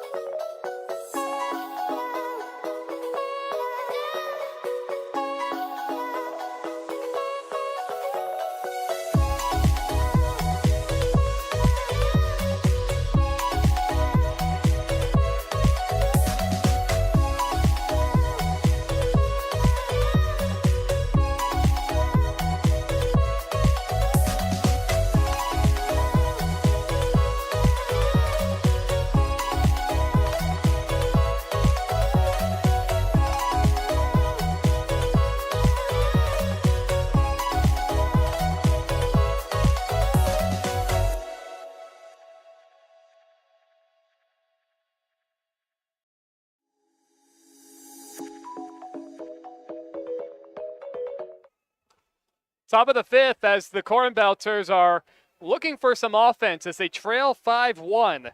They've only recorded 1 hit since the first inning, and that was the infield hit by Will Jeske coming an inning ago. So not a whole lot of hard contact off of Bryce Riggs, who is back out to work the 5th. 8-9-1 coming up. Wiegand, Letamendi, and Thompson-Allen. And we can confirm the lights are actually on. They are not the best lights, though. Fastball misses a little inside to the left-hander. Wiegand struck out his first time up. One of 3 punch-outs for Bryce. 1-0 the count. Riggs set out of the stretch. And he deals down and in. Well, and this is the big opportunity not only to come into the inning, but now with the hitters count. If you can get your bottom of the order, which they've both been hitting well, if you can get them on base before the top comes up, you're going to set yourself up for a lot of success. Fouled at the plate, 2-1 the count. Looked like another changeup from Riggs. Wiegand has been red hot coming into play. hitting .269 overall, riding a 7-game hit streak. And Billy did say in the bus that if you're hitting the ball, especially down the stretch here, you're going to play. Another called strike, 2-2 the count. And in the game tonight, coming in, Belters trailing the Dans by just 2.5 in the last week of the first half. A must-win game, essentially. The 2-2 is fisted foul right off the facing of the grandstands. Belters coming in, dropping back-to-back games, and the Dans losing 3 in a row. That flag is not moving a muscle in center field. This is a stark change compared to what feels like Tornado Alley at times at the corn crib. Check swing on a changeup. Did Wiegand go around? No swing, says the field umpire, J.R. Hodges. And now look, the catcher, Nate Vargas, got too excited for his own good. That wasn't even close to a swing. I didn't think it was close, and certainly appealing down to the first base umpire, you can't expect him to call it a swing with a left-handed hitter in the box, but you still got to hold your breath. Wiegand awaits the 3-2. And here it is, way inside. So the third leadoff base runner of the night for the Belters. The third walk issued by Riggs. And we'll see what they can do with it at the bottom of the order. Letamendi will bat. Well, and this is what I was talking about. You get your bottom of the order on. Now, Letamendi, he's quick. I mean, maybe you see him drop down a bunt with the third baseman back of the bag and see what happens. Bring up Thompson Allen perhaps with a couple of runners on. Thompson Allen, who does lead the Cornbelters in home runs. First pitch to Letamendi, he takes a curveball for a strike. The third baseman, Maestros, playing in just in case. Actually still playing in. The sun has peeked out for the first time all day through central and now eastern Illinois. The 0-1 delivery. Fastball called a ball. Snap throw to first, not in time as Wiegand dives back safely. Yeah, seeing some sun coming through, so shadows now a factor. The pitcher, Bryce Riggs, is now fully illuminated in the sun, and then everything past that going towards the plate is in the shadow. The 1-1 delivery. Curveball in the dirt. Vargas can't find it, now he does. Wiegand holds up at first. The Cornbelters in the first base dugout with their green tops, gray bottoms, and yellow lettering. And the dark green kind of vests for the Dans, white sleeves, white bottoms in the third base dugout. The 2-1 pitch is skied out to right center. It's pretty well hit. Dilworth going back. He has it lined up, and he'll make the catch. There's a lot of room out there. 407 to dead center. And while it's not labeled on the walls, it goes a little bit into each of the power alleys, probably getting close to the 415 in a couple parts of the ballpark. Yeah, it's deep out there, and it's one of those, like, he hit that right to that right center field corner. So it's one of those where you just got to kind of be a little frustrated, but tip your hat, because Letamendi smoked that ball, but he just doesn't have the power to hit it 415. Check on Wiegand at first. He dives back safely. The leadoff man, Thompson Allen, will bat. He walked and scored in the first, bounced out on, well, a questionable call for me to be generous at first. First pitch to him is popped up foul and out of play. And now Thompson Allen has kind of been a bewildering case to watch. So his numbers have still been strong, coming into play hitting .283, leads the team with the 3 home runs. But he hits a lot of balls in the air, despite a guy who can absolutely fly and steal a lot of bases. 0-1 the count, and the pitch. On the ground towards the right side. Coates up with it. He has one play to first. He gets the out there. Wiegand up to second. Now 2 outs in the fifth, and it brings up Zykowski. Well, and even on a play like that, you're talking about his speed. That was a routine ground ball to the second baseman that had him fielding it on the way to first base, and it was still a somewhat close play. So Thompson Allen, if he can put the ball on the ground or at least keep it from a pop fly, he's going to be able to do good things. Second baseman Coates holding on Wiegand. Pitch to Zykowski. Breaking ball way outside.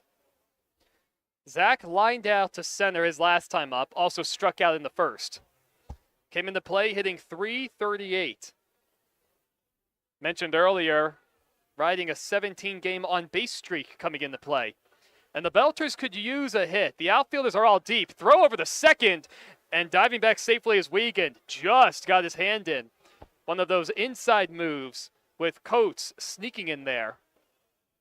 But the outfielders are playing so deep, there's no way they can throw anyone out at the plate. I'm surprised how deep virtually every outfielder always seems to play in the Prospect League. 1-0 the count. The Cornbelters trailing 5-1. And that curveball on the outside corner for a strike. And there are some guys walking and stretching in the Danville bullpen. Set is Riggs. Wiegand with a pretty short lead off of second. The 1-1 with 2 outs. Fastball at the knee, strike 2. Zykowski possibly guessing a little. So 2 teams, 2 top 5 offenses coming into play. At the moment, it's only been the Dans who have brought the bats. 5 runs on 7 hits, 1-1-3 hits for the Belters. The 1-2 pitch, down and away with a curveball. The Belters need something, anything to get some momentum back in their favor. Logan Barnett helped, delivering a 1-2-3 inning out of the bullpen. And now the bats. This is what the team was built off of. Here's the 2-2. Out to right center. Dilworth comes charging into the alleyway. Oh, and a collision, but the right fielder Aaron Downs is able to hang on. So a break for the Dans on a ball that really carried out to right center. That went a lot deeper than I thought it would. But the Belters do leave another runner. We'll head to the bottom of the 5th. 5-1 Danville.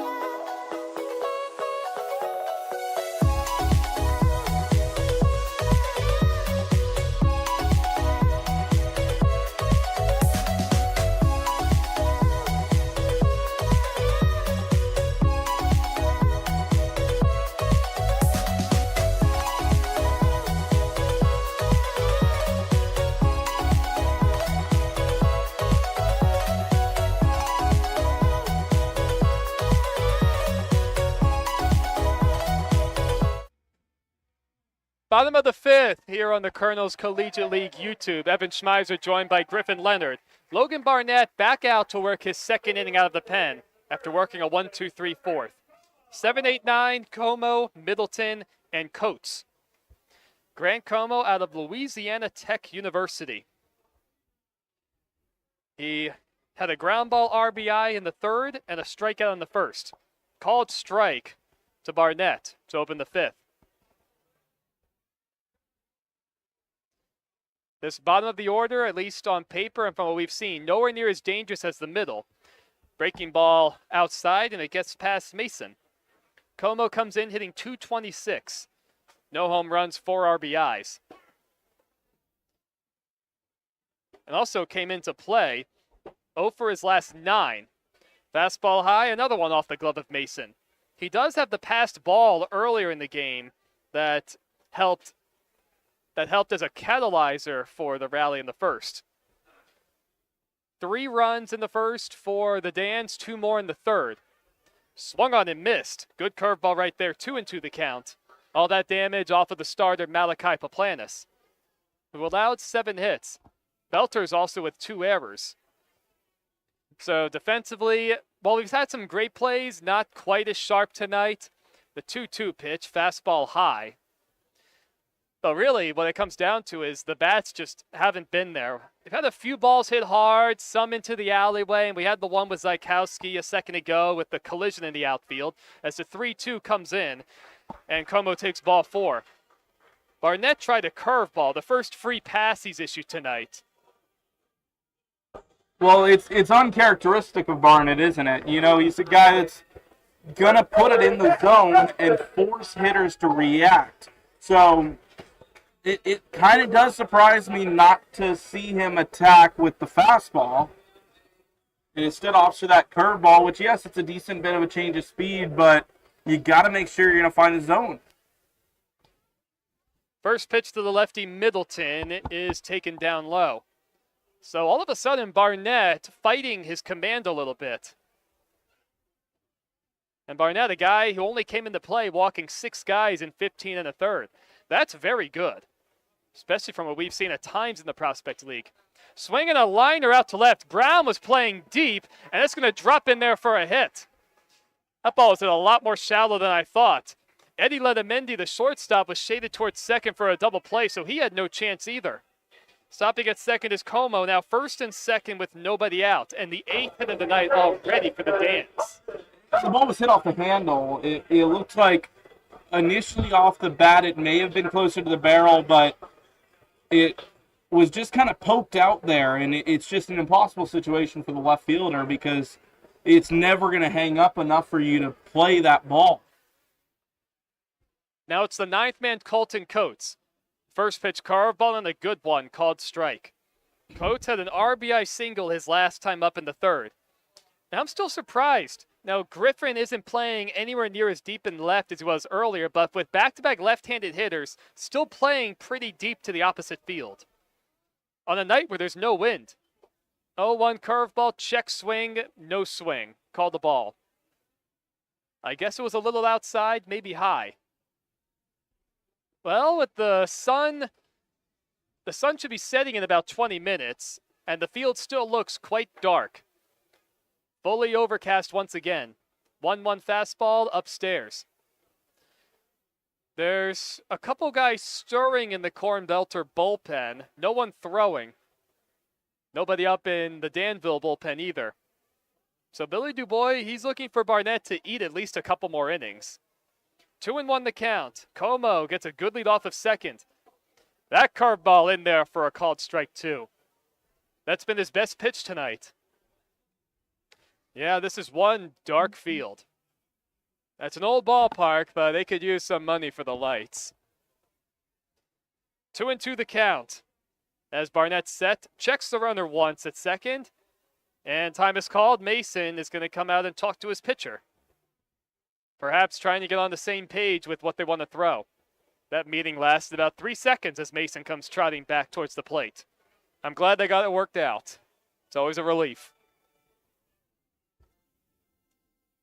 Definitely want to put away the 9-hitter. Paplanis wasn't able to get it his last time up as the home plate umpire Alan Jones tells the music guy to cut it off for now.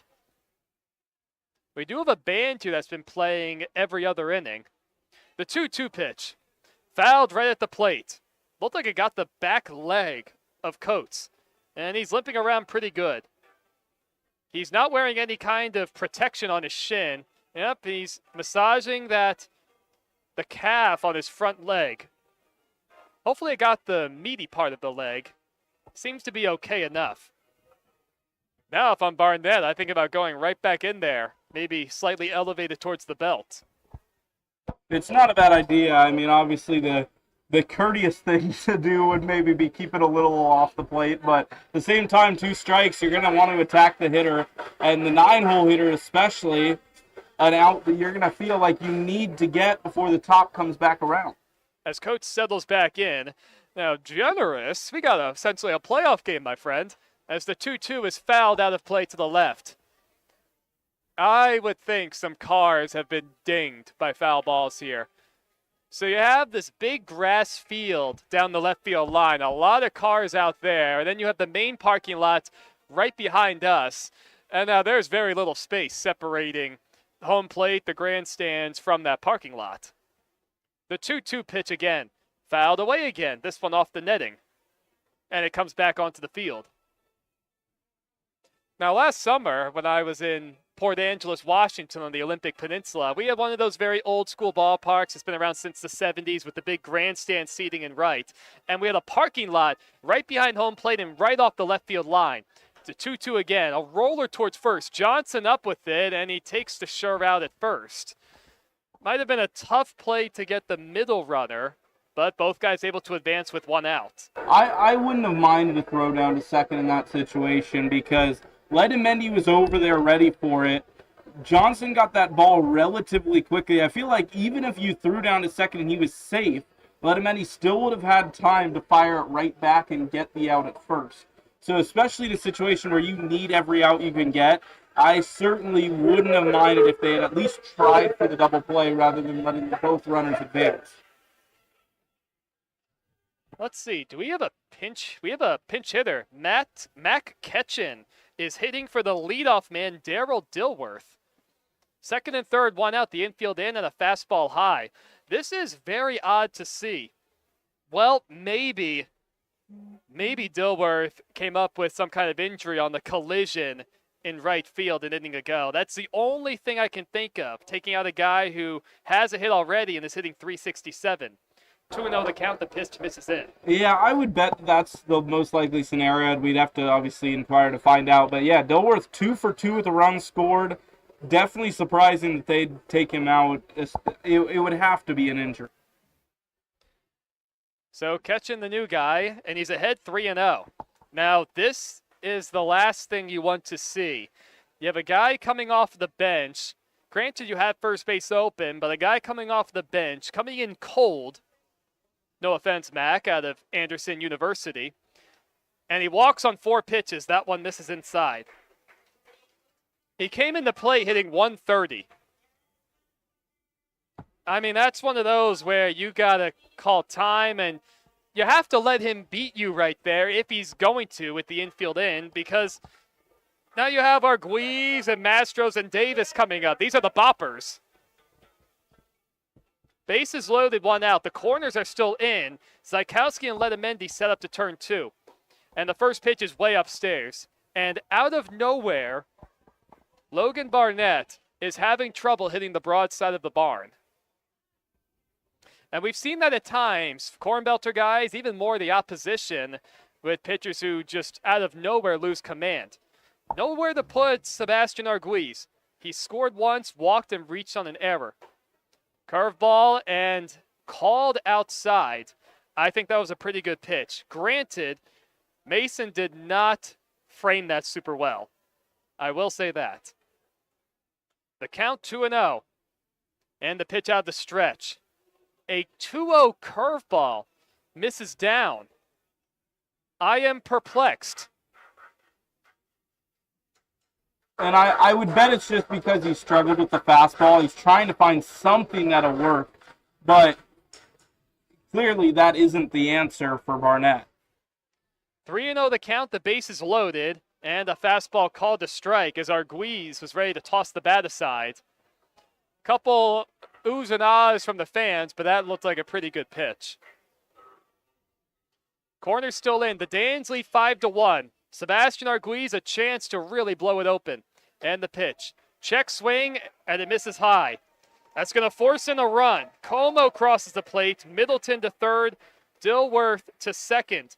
The third walk issued this inning by Logan Barnett. The score is 6-1. And now Griffin. We haven't exactly put the numbers up on this, but one way or the other, as we're going to have a meeting on the mound, here comes Billy Dubois. Every time I take over to do play-by-play, somebody somewhere starts walking the world. This time it just happens to be our guy Barnett. Yeah, we were talking about that on the bus ride up here, and it's a bit unlucky, my friend, but it's the way baseball goes. You bring in relievers. Every reliever is a fresh ball game. You know, you never know what you're going to get. And even a guy like Barnett, who's been so consistent, so devastating for opposing hitting, can't find the zone, and the game slowly starts slipping away from normal in a game where they haven't found their bats.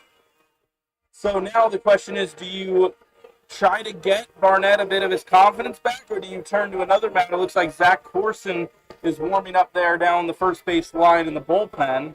They're going to stick with Barnett here, but how much longer do you let him go before you got to pull the plug and try to find an answer that'll be able to consistently at least find you the zone, even if they're getting hit? Well, I can confirm that it is Corson down there loosening, and we're getting very close to that point. A base hit right here, it makes it a 7-run game, and then things start to look pretty bleak. First pitch called strike to Graham Mastros. Mastros, who came into play hitting safely in 5 straight. An RBI on the ground out, a walk, and a strikeout his last time up. Leads the league with 5 home runs. 19 RBIs, leads the team. Swing and a miss at a breaking ball, and Barnett ahead 0-2. This would be a huge out against a very dangerous hitter who really hasn't looked comfortable all night, whether it's Barnett now or Paplanis earlier. Middleton at third. Dilworth the second at second, and Arguiz at first. A grounder towards short. Let him end the up with it from his knees. A throw to second is high. It pulls Zykowski off the bag. The ball gets away from Johnson, and another run's going to score. 2 guys come across for the Danville Dans. It would have been tough to turn a double play no matter what. Letamendi made a great play initially to stop it, but his throw to Zykowski was high. It pulled him off the bag. Zach Zykowski tried to get an out at first. I'm blocked by essentially a wooden pole from seeing exactly what happened, but the ball got away from Landon Johnson just enough to allow Dilworth to come all the way around to score from second, and it's now 8-1 Dans. I think I about covered it. Yeah, it's such a tough situation because you have Letamendi, who made a heck of a play on the backhand side. Just a tough throw from your knees, essentially falling down, so that release point is just impossible. And then the throw down to first, Landon Johnson down to a knee to try to scoop it, actually lost his glove. The glove flew up in the air with the ball. The ball wasn't in the glove, but then Johnson had to scramble to his feet. Barnett runs over, and by the time they finally get the ball in their grasp, another run's coming to score.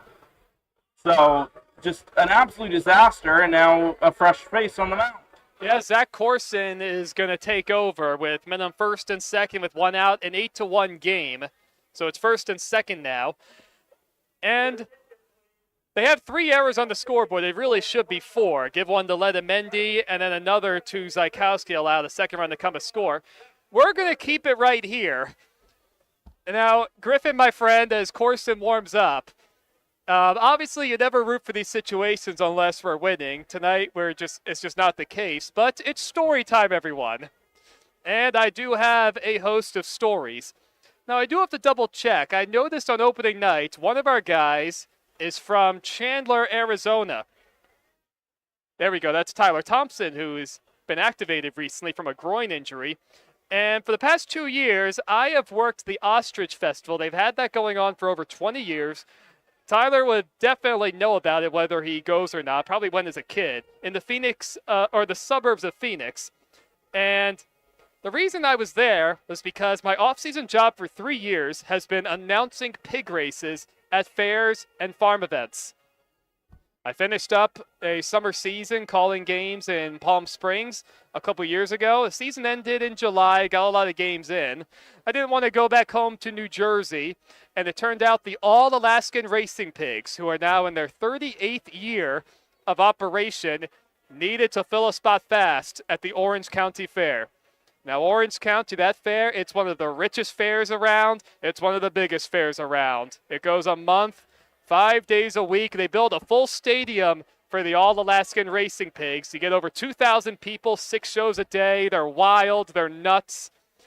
I did my first show there on a Sunday, and when I haven't been doing baseball, it's been pig racing.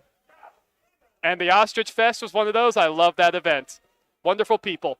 Zach Corson finished with his warm-ups, and Josh Davis the hitter. Sorry, go ahead, my friend. I got to say, that's one of the most unorthodox breaks I've ever seen, but I mean, good. That's pretty cool. Well, the first pitch taken for a strike. Graham Mastros tried to steal second, and he got punched out right there.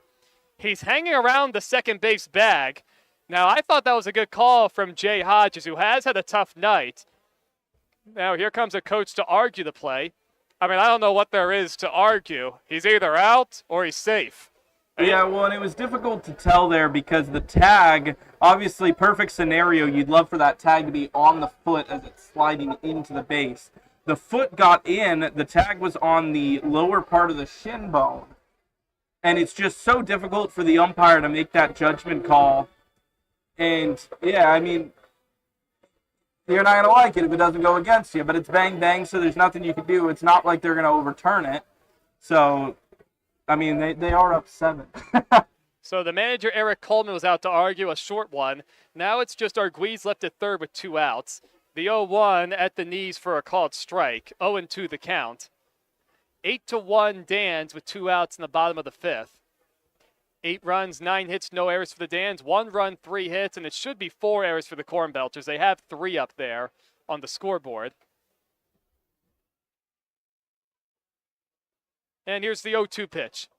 Breaking ball, popped up, right side foul territory. Johnson and Zykowski are over, and it's Zach Zykowski who's able to make the running catch and take a little baby hop into the fence.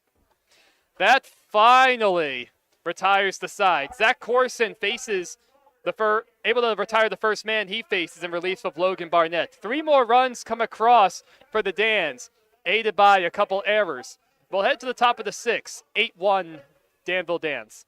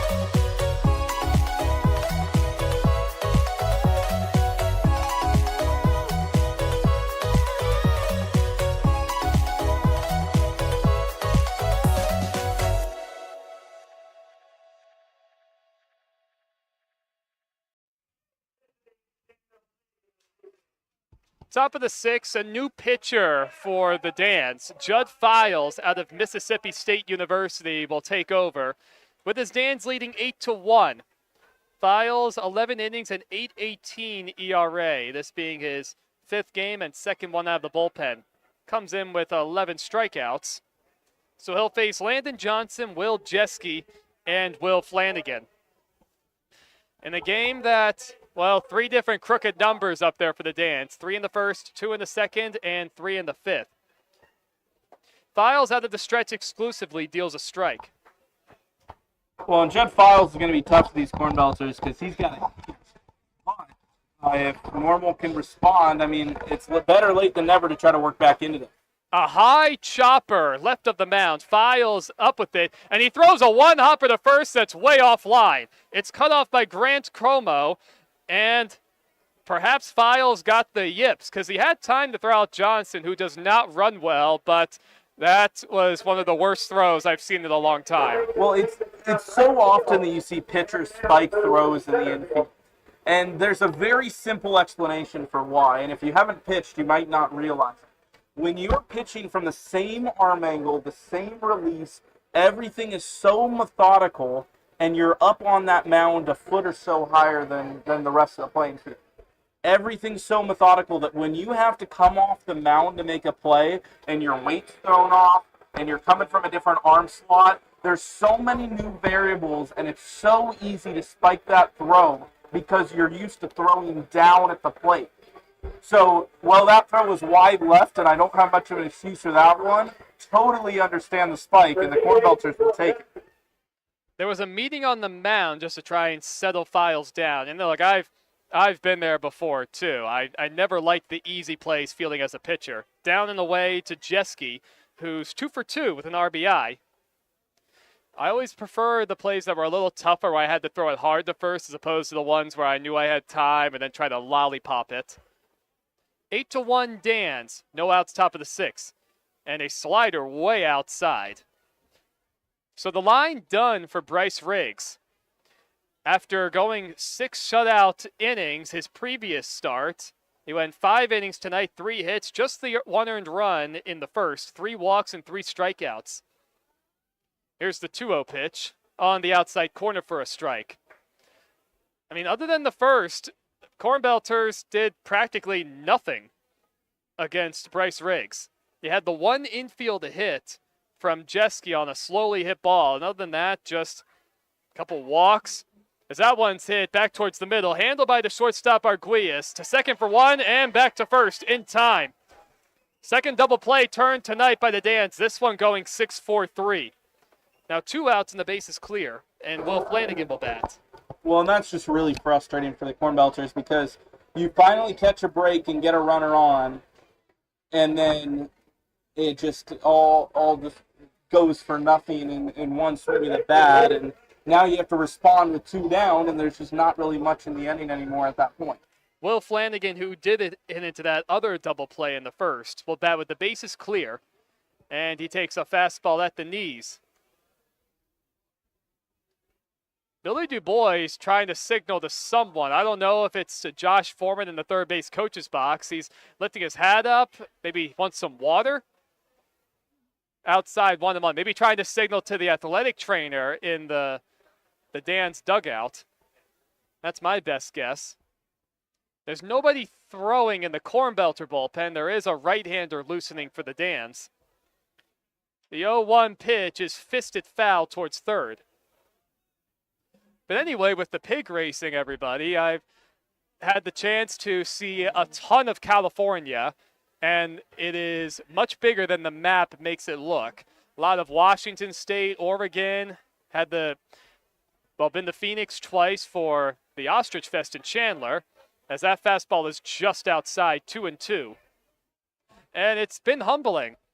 A lot of blue-collar work, lifting some very heavy pieces of wood, amongst other things, to get set up and at each fair, handling the animals. Great experience. And a lot of time outside. The 2-2 pitch is a little low again. Back-to-back pitches that Files wanted. Now 3-2 the count, 2 outs, the base is clear, top of the 6th. The Belters trailing 8-1. Yeah, I love me some pig racing. I learned that script too, a 20-minute script in 6 days. That was a stressful time. The 3-2 is fouled away, heads up with the Cars.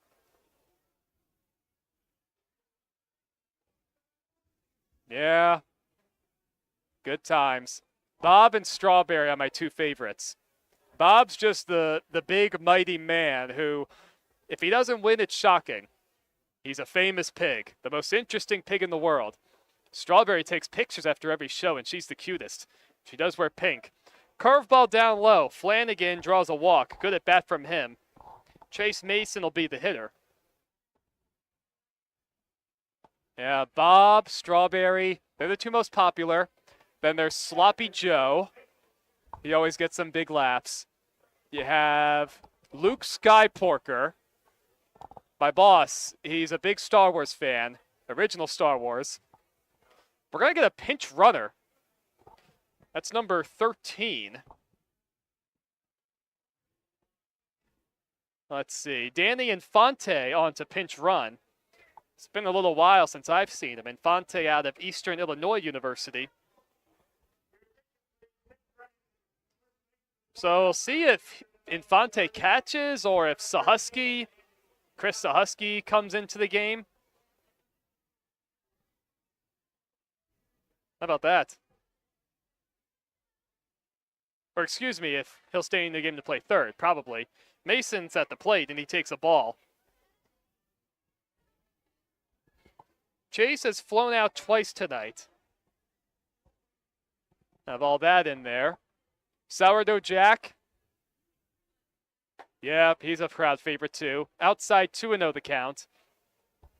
Now, one of my favorite things, though, is at the end of each show, towards the end, we have the big championship race. And you pick 4 kids to make them rooting section leaders. And they all get a medal afterwards or a ribbon, but the winner gets a blue ribbon if you pick the winning pig. Fastball a called strike, 2-1. And is the blue ribbon also slightly bigger than the other ribbons, or is it an equally sized ribbon? It's the same size, but that blue ribbon really means something, especially you get the farming families that come in. That's some old school stuff. Down to the way, 3-1. And of course, now a lot of these families, these are some of these fairs my boss has done for decades. This is year 38 on the fair scene. And so a lot of them they already know, but then when the first kid gets called as the 3-1 is fouled back 3-2, then the rest of the kids start to go crazy because then they want to be able to pick a pig, of course. You know, they want to come up to the silly man wearing the cowboy hat and the When Pigs Fly shirt and tell them which piggy they want and see if they can win the blue ribbon.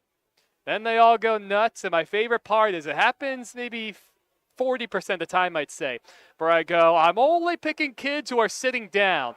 The 3-2 and the runner goes, and a called strike 3 to Mason. So Judd Files able to work a clean 6. And we'll head to the bottom half. Belters trailing 8-1.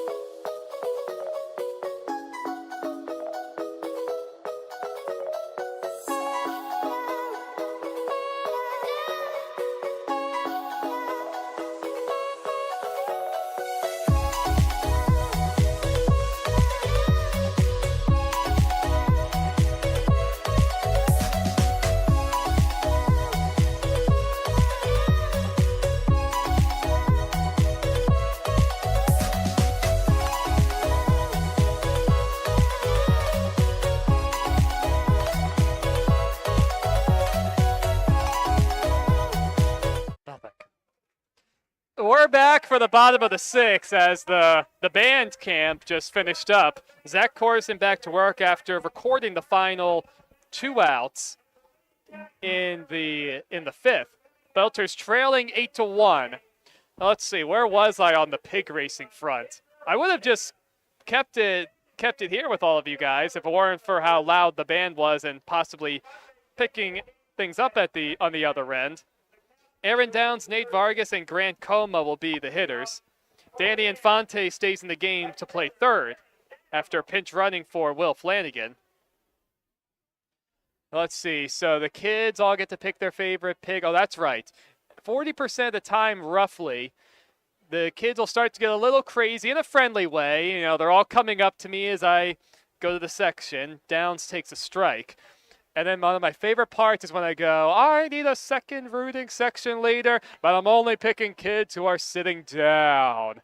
And then they sit down so fast. Outside 1-1. Yeah, then they're on their best behavior. And then the show continues. But then after the championship race, now I've trained 3 of them. We let Strawberry out, then she jogs out to her podium to start taking pictures. Now, if we had a camera to turn back on, swing and a miss 1 and 2, then I'd pull out my phone and show a picture of Strawberry. maybe that could be for another time. But I've trained 3 strawberries, and she takes pictures. She poses beautifully, and these are baby pigs. We get them going about 10 weeks old. The 1-2 is at the knees for a called strike 3. First strikeout of the night for Corson. Yeah, it's a beautiful experience. You get families, sometimes with kids who are starting to reach their preteen years, their adolescent years. Oh, this is interesting. So some more defensive changes. Infante is actually playing second base, and Zach Zykowski moved over to third. Appreciate that one. No, Siri, I did not ask for you to come up. Thank you very much. First pitch outside to Nate Vargas.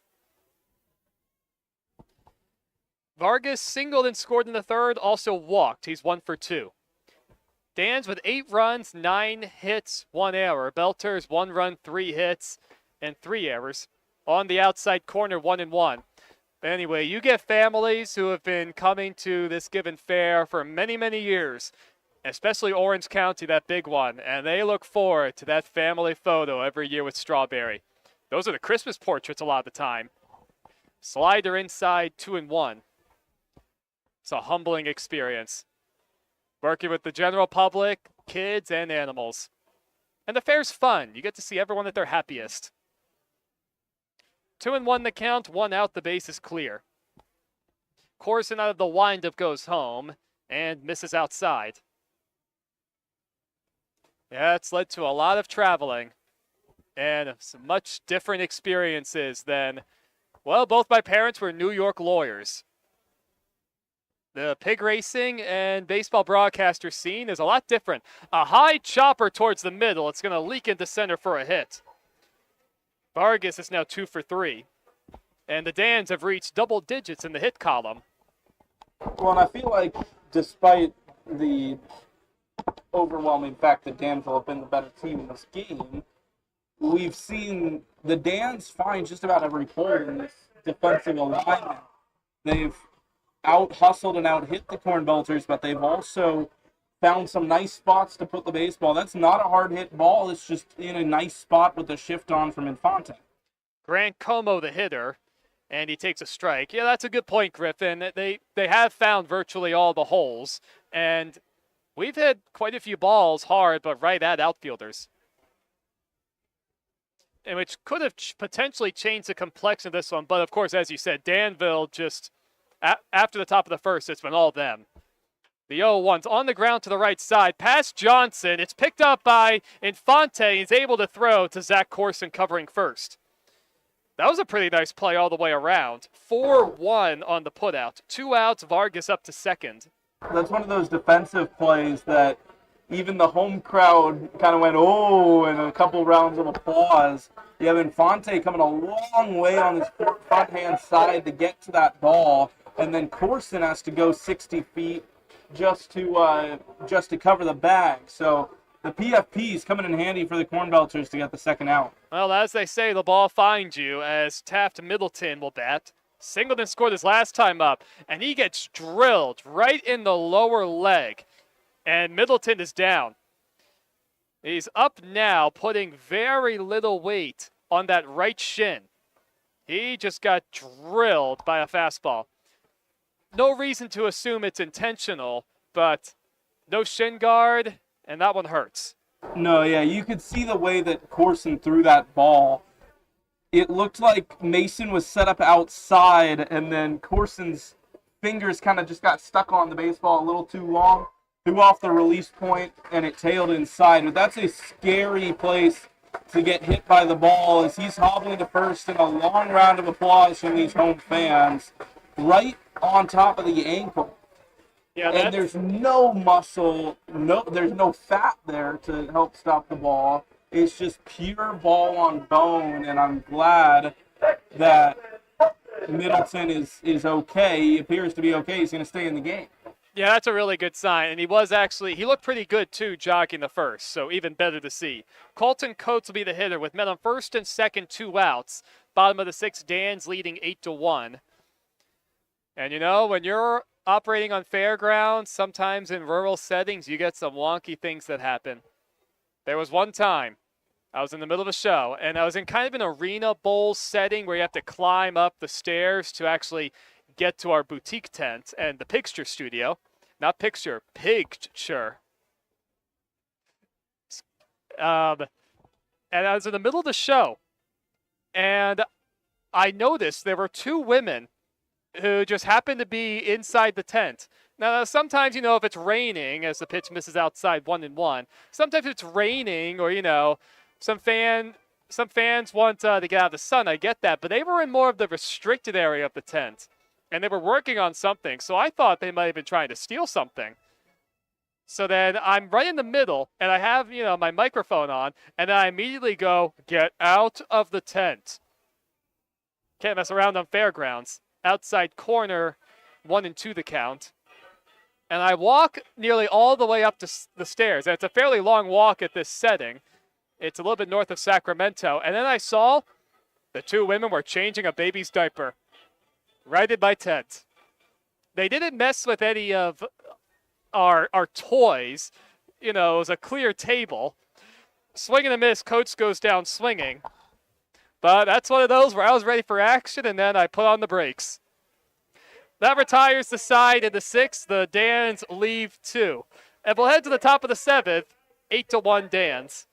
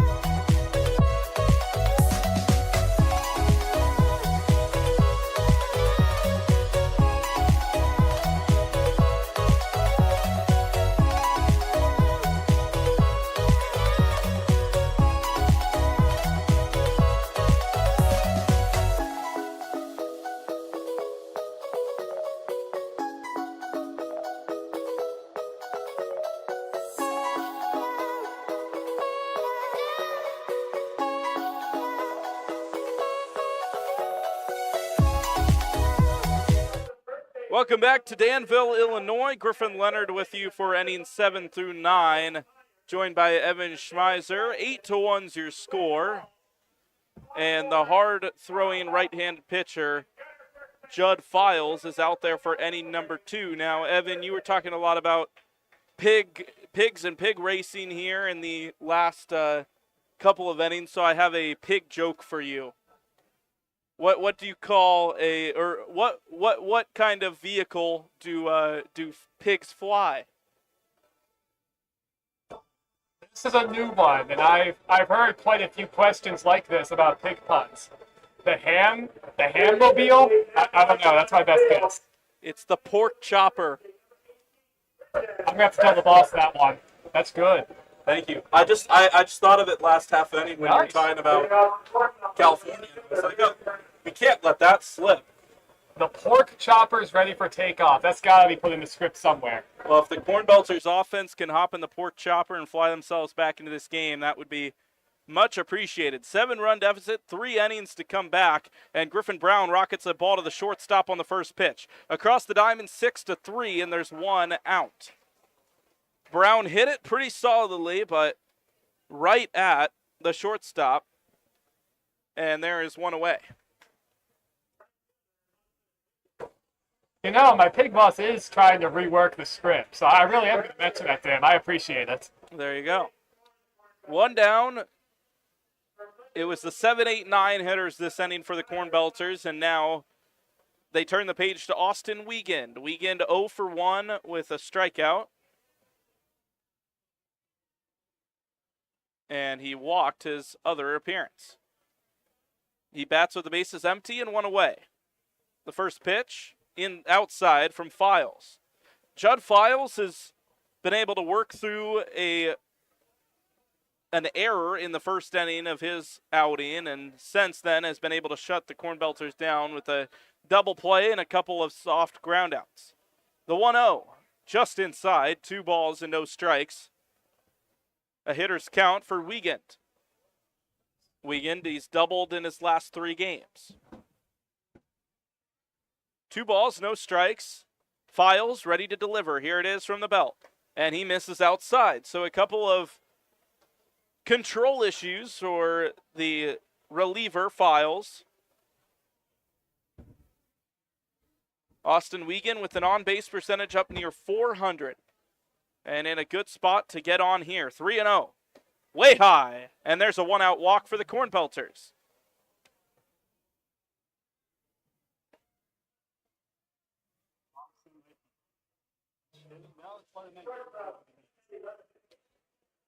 And I have been informed that that was Tyler Thompson at the plate. I did not notice the number change, so I apologize for that. It was Tyler Thompson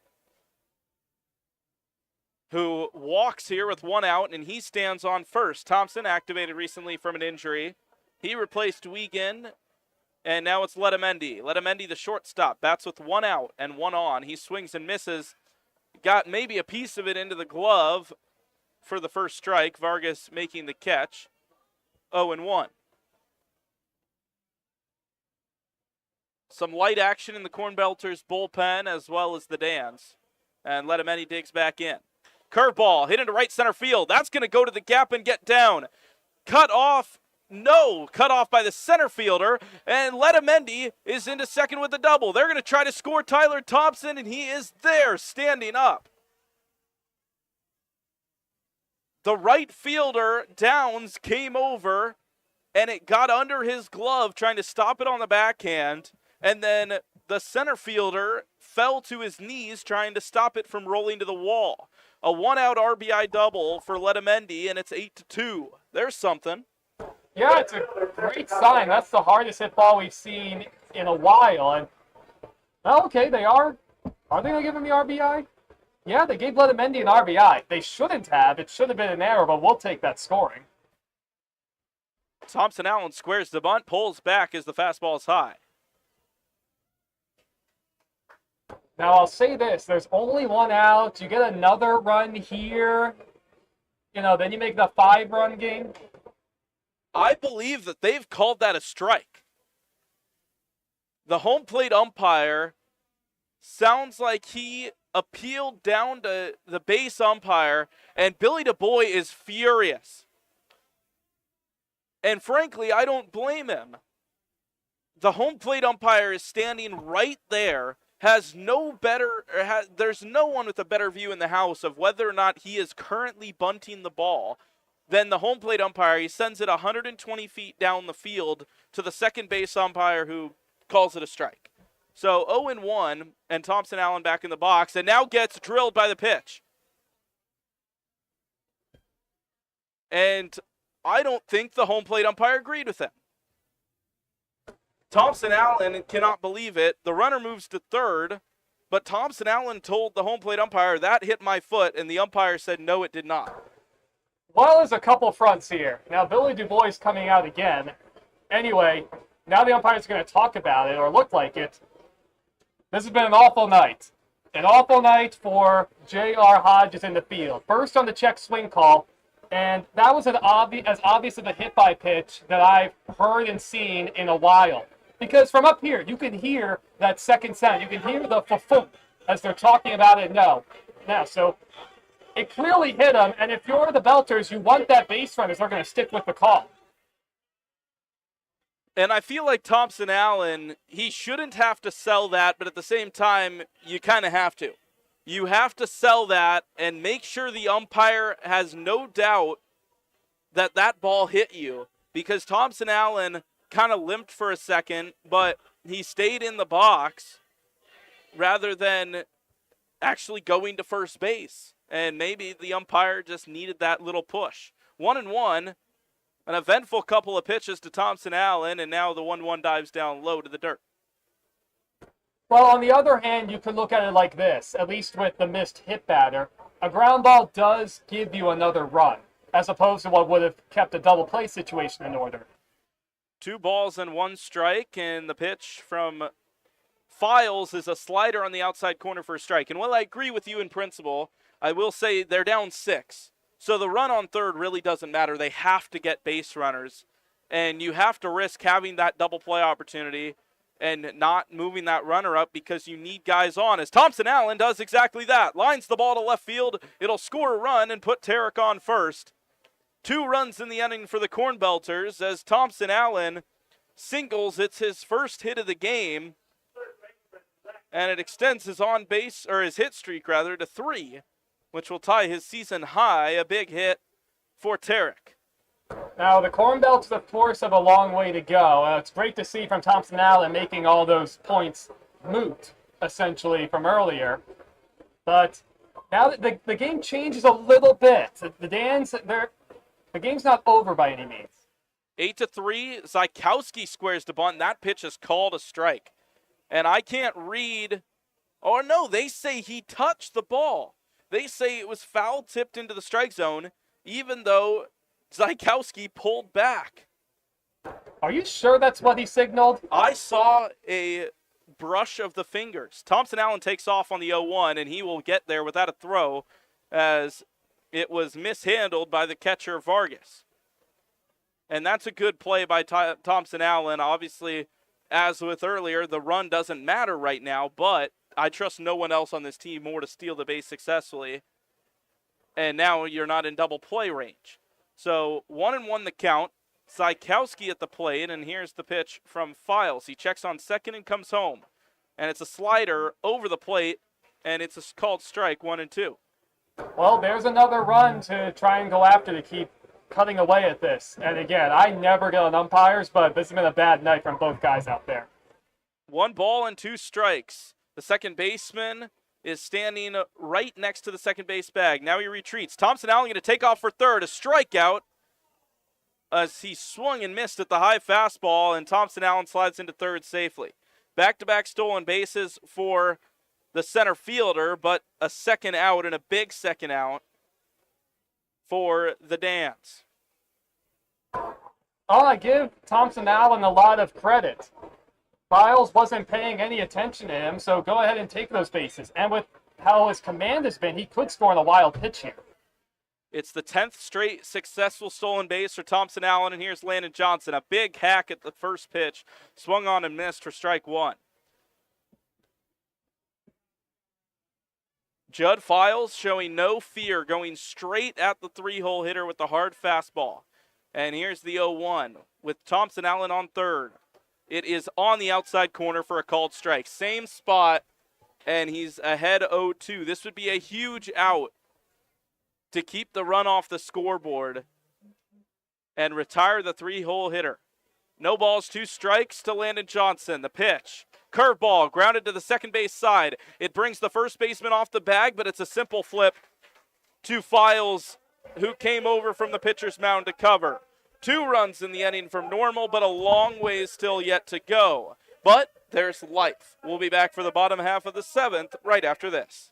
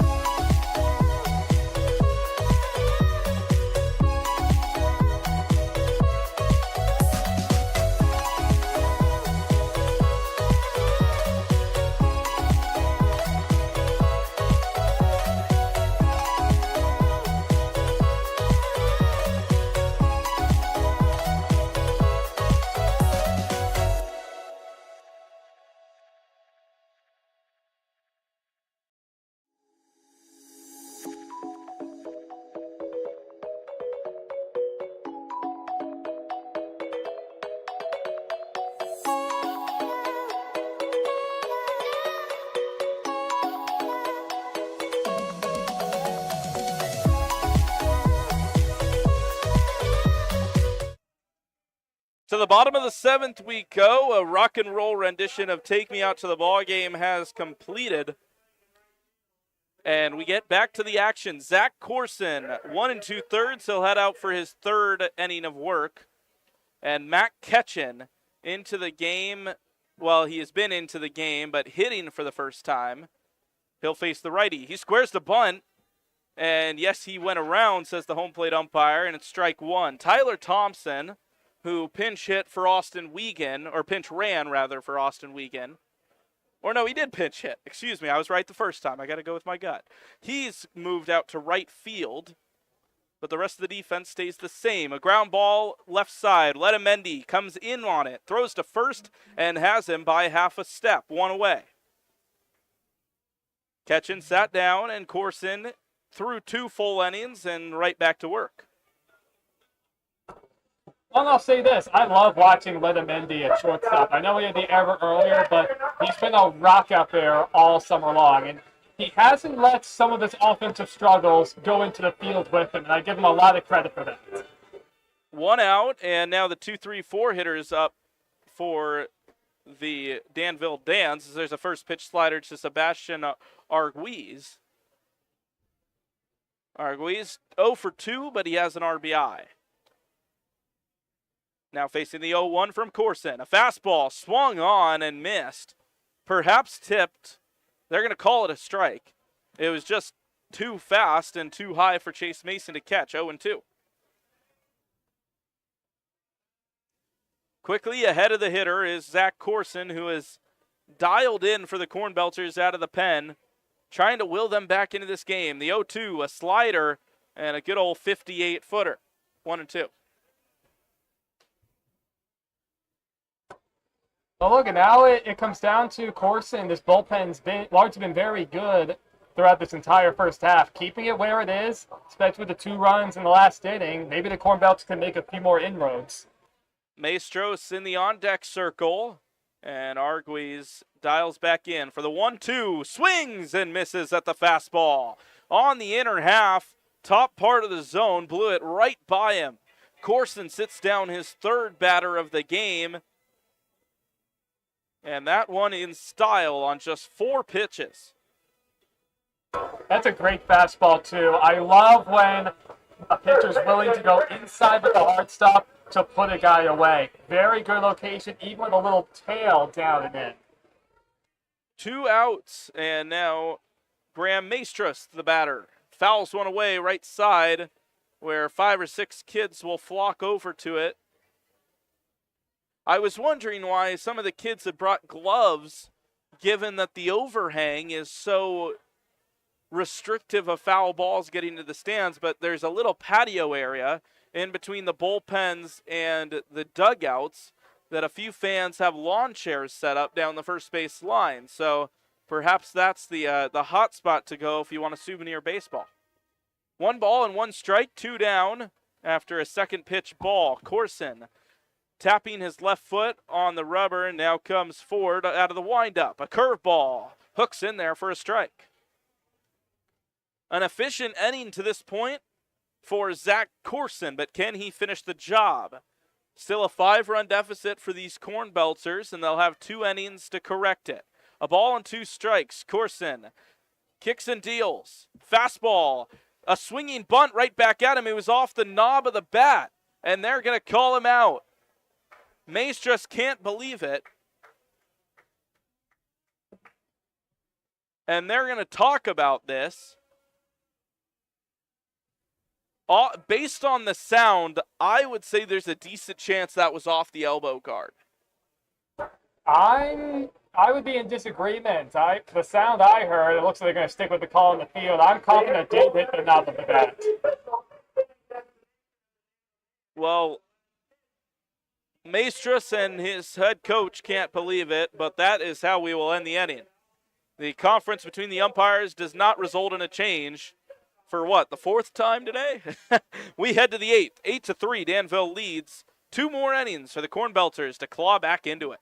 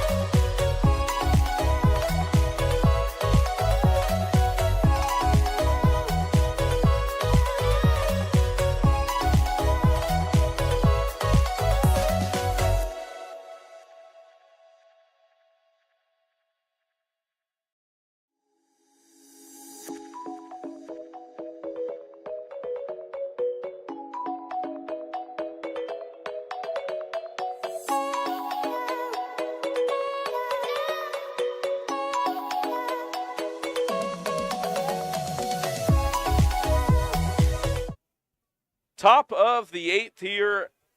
Away from the corn crib, we find ourselves in the Danville Historic Stadium, built in 1945. Survived the test of time. And Aiden Dorsch will be the newest pitcher to step on to its historic mound. He'll face a newbie for the Cornbelters. Batting for the first time in a Cornbelter uniform, it's Alex Mazzetti. Mazzetti swings and misses at the first pitch. He just came back after winning the Minnesota High School State Championships, an incoming freshman into Illinois Chicago. 0-1 inside. So he was away from the team for the first couple of weeks while he was chasing the ring. He got the ring, and now it's time to see if he can inject some juice into this Cornbelter lineup. 1-1. Maybe a changeup. It looked high, but perhaps dipped down just below the letters. 1-2. Mazzetti digs back in and faces the pitch from Dorsch. Struck him out. Two-seamer that cut in onto the outside half, sits him down, 1 away.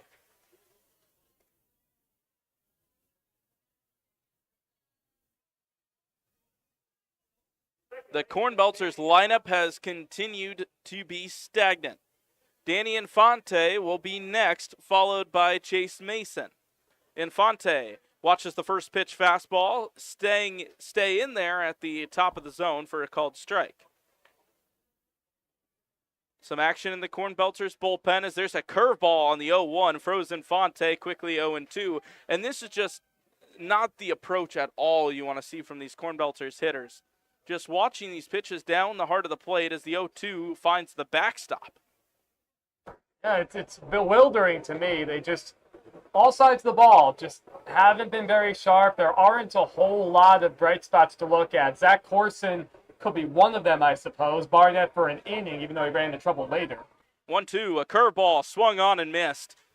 And when you put yourself in the situation of down 0-2, you have to fight. And Infante goes down swinging. 2 outs quickly. Chase Mason will bat 0 for 3 with a strikeout today.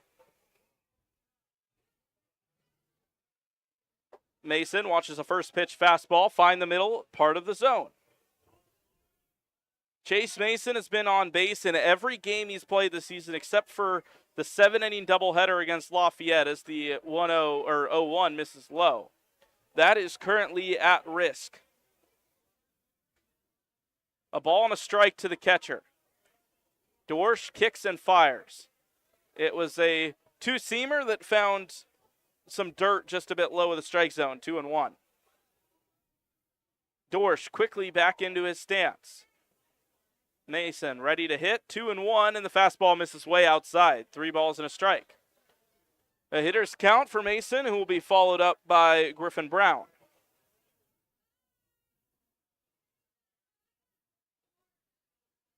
Eight to 3 is the score. 3 balls and a strike. Right-handed windup and a swinging strike. Mason way behind that fastball, blew it right by him, 3-2. Payoff pitch incoming from the right-hander, Aiden Dorsch. Here it is, 3-2. Outside. Mason reaches base once again, and he keeps that streak going. So a 2-out walk sends Griffin Brown to the plate.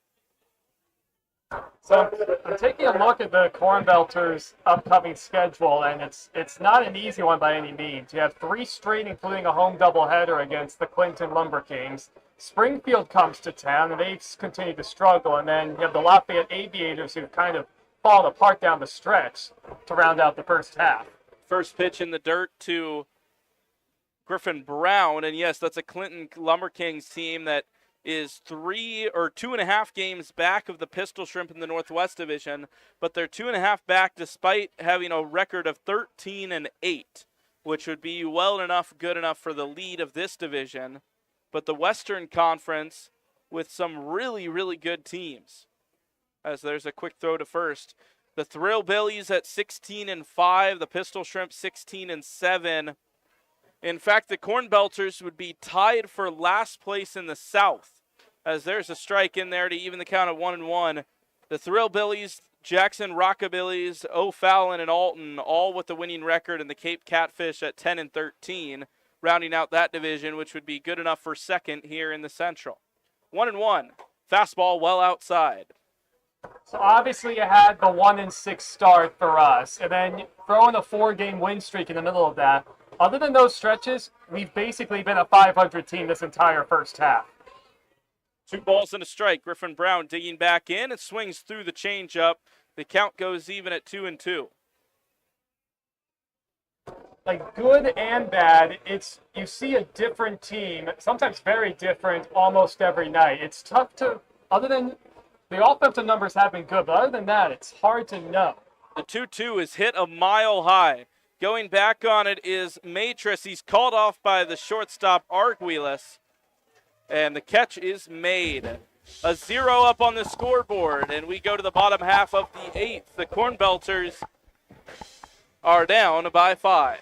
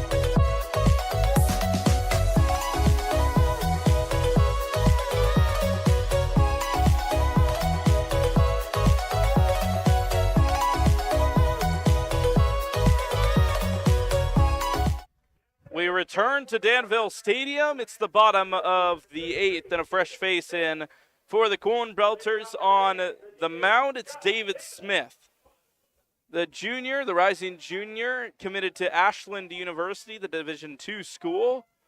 Finished up his JUCO experience at Carl Sandburg. And into the game to pitch in the 8th. They'll face Josh Davis, who started the fireworks for Danville with a 2-run home run in the first.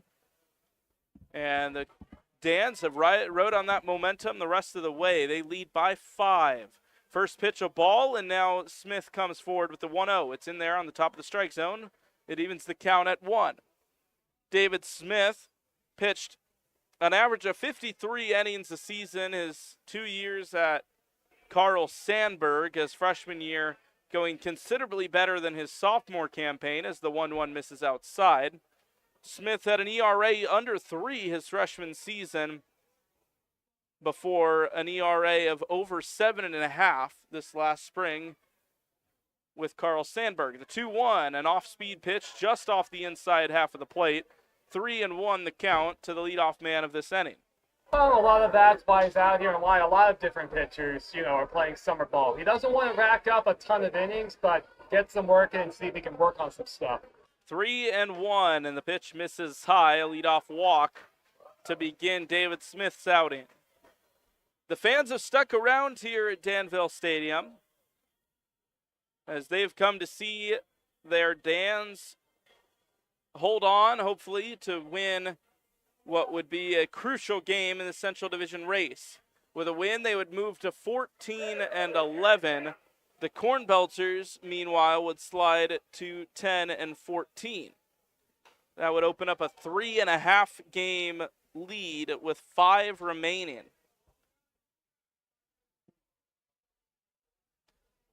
Elsewhere in the Colonels Collegiate League, Du Bois County and Rex playing in a big game today. It was actually suspended. Tied 2-2. They were in the 10th inning as that pitch gets away from Smith, nearly hitting the batter. And up to second goes Davis. A scare for downs, but the Bombers and Rex suspended the game. It'll be resumed on July 11th. But that would have been a big game to determine who would move into second place should the Cornbelters fall. Elsewhere in the Central Division, another suspended game. The full count Rhythm and Alton River Dragons didn't even get through a single inning. 1-1 from Smith.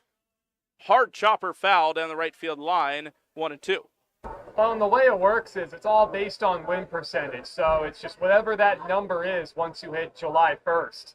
So barring something miraculous, Rex is going to move into second in the West? Central. Central, thank you. Took me a second. We're in the East, but we're also in the Central. And then we're right on that cusp. I think Normal's been moved around at least a handful of times as far as which division and conference they've been in over the years. Yeah, well, and it's interesting because obviously you want to schedule teams so that you're playing teams close to you, minimize travel, minimize costs. But it seems like a decent chunk of the Cornbelters' schedule is in the other conference. As the 1-2 is swung on and missed, David Smith retires Downs for the first out of the inning. Well, we played the Illinois Valley Pistol Shrimp virtually every night to start the season. Oh, and that will continue. How many more times do we play them? I know we finished the season against the Pistol Shrimp, and I know we go to Peru twice.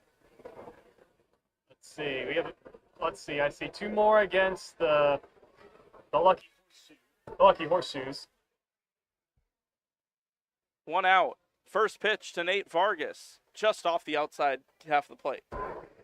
What? We have 4 games against Illinois Valley in the last 10 days of the regular season. I don't know. This is some scheduling. Well, and to be fair, they're one of the closest teams to Normal, just about an hour and 15 minutes up the road in Peru, as the 1-1 the 1-0 is in there for a strike to make it 1-1. Well, we have 3 games against the Lumber Kings coming up. Oh, and then July 1st we go back to Clinton. A ball and a strike, 1 out, a man on second. Vargas digs in the left-handed batter's box. The right-on-left matchup, and the ball misses outside. It had some movement away from the hitter, and that certainly didn't help its case. Actually, I see a 5th game against the Lumber Kings. Nope, 6. Make it 6. 6 games against the Lumber Kings. And a couple of big ones upcoming. 2-1 the count. Vargas stares in, and that pitch misses. And, of course, if the Cornbelters lose this game, 3.5 out with 5 to play would definitely be quite the ask. We'll say that for them to come back and win the division. But every game will still be important because if I understand the rules correctly, if Danville wins both halves of the season, as that 3-1 is up and in for a 1-out walk. If Danville wins both halves of the season, which is very possible, then it would go to the second-place team over the course of the season, not just the second half of the year. I may be misinterpreting that, but my understanding is it's the entire season that's accounted for, and if that's the case, the Cornbelters can't afford to fall too much farther behind the Rex or behind Du Bois County. In that case, I have some research to do. I think I know where to confirm or deny that claim. Yeah, you'll have to let me know during the break. First pitch from Smith misses high, and he's lost command with that fastball. It's Grant Como in the box, the right-handed hitter. He has a man on second and a man on first, and bats 0 for 3. 1-0, missed in the same spot. 2 balls and no strikes.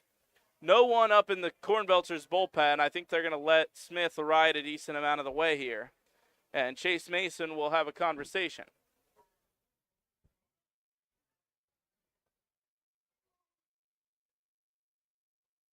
Any updates on the tiebreaker rules? Yeah, I have something I can read out. So the first half winner in each division hosts the second half winner in a one-game division championship game. We knew that.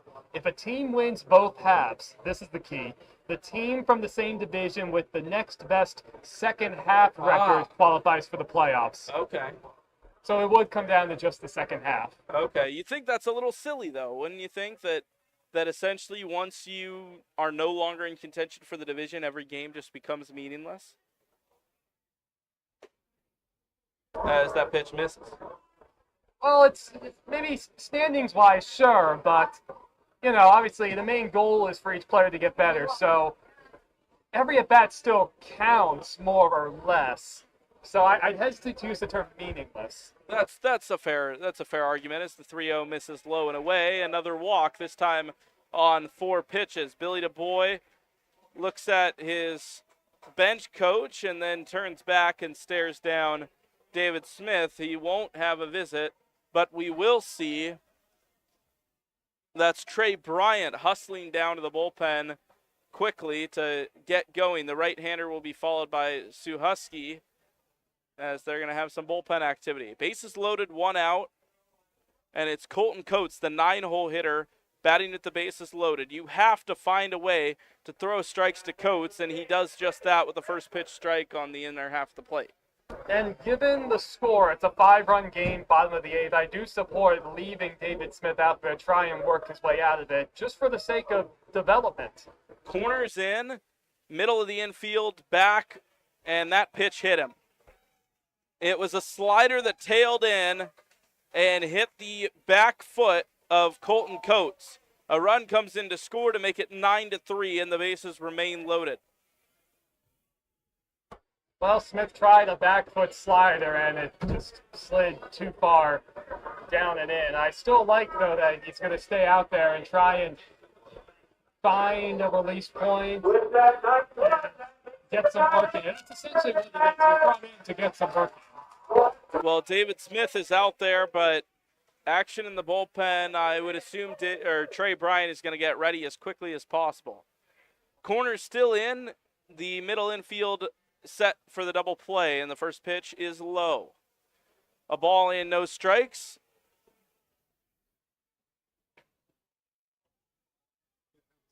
And now Billy DuBois will come out. It is Colton Coates at the plate right now. The scoreboard in left center field had the name wrong. It was Stressler that was hit by a pitch. Colton Coates, the left-handed hitter, is now in the box, but Billy DuBois out for a mound visit.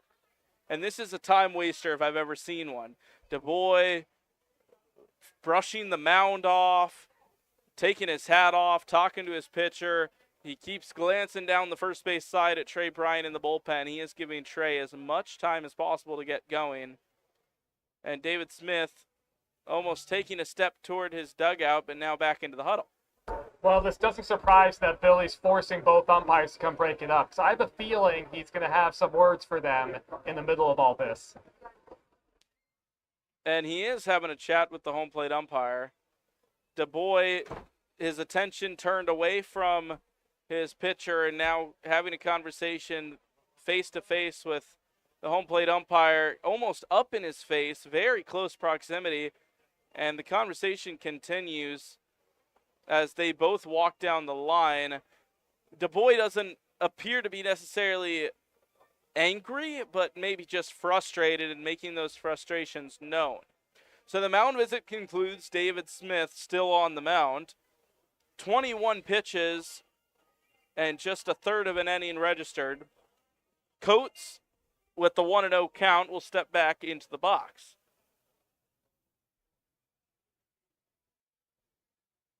A ball and no strikes. The pitch, inner half, but inside, 2-0.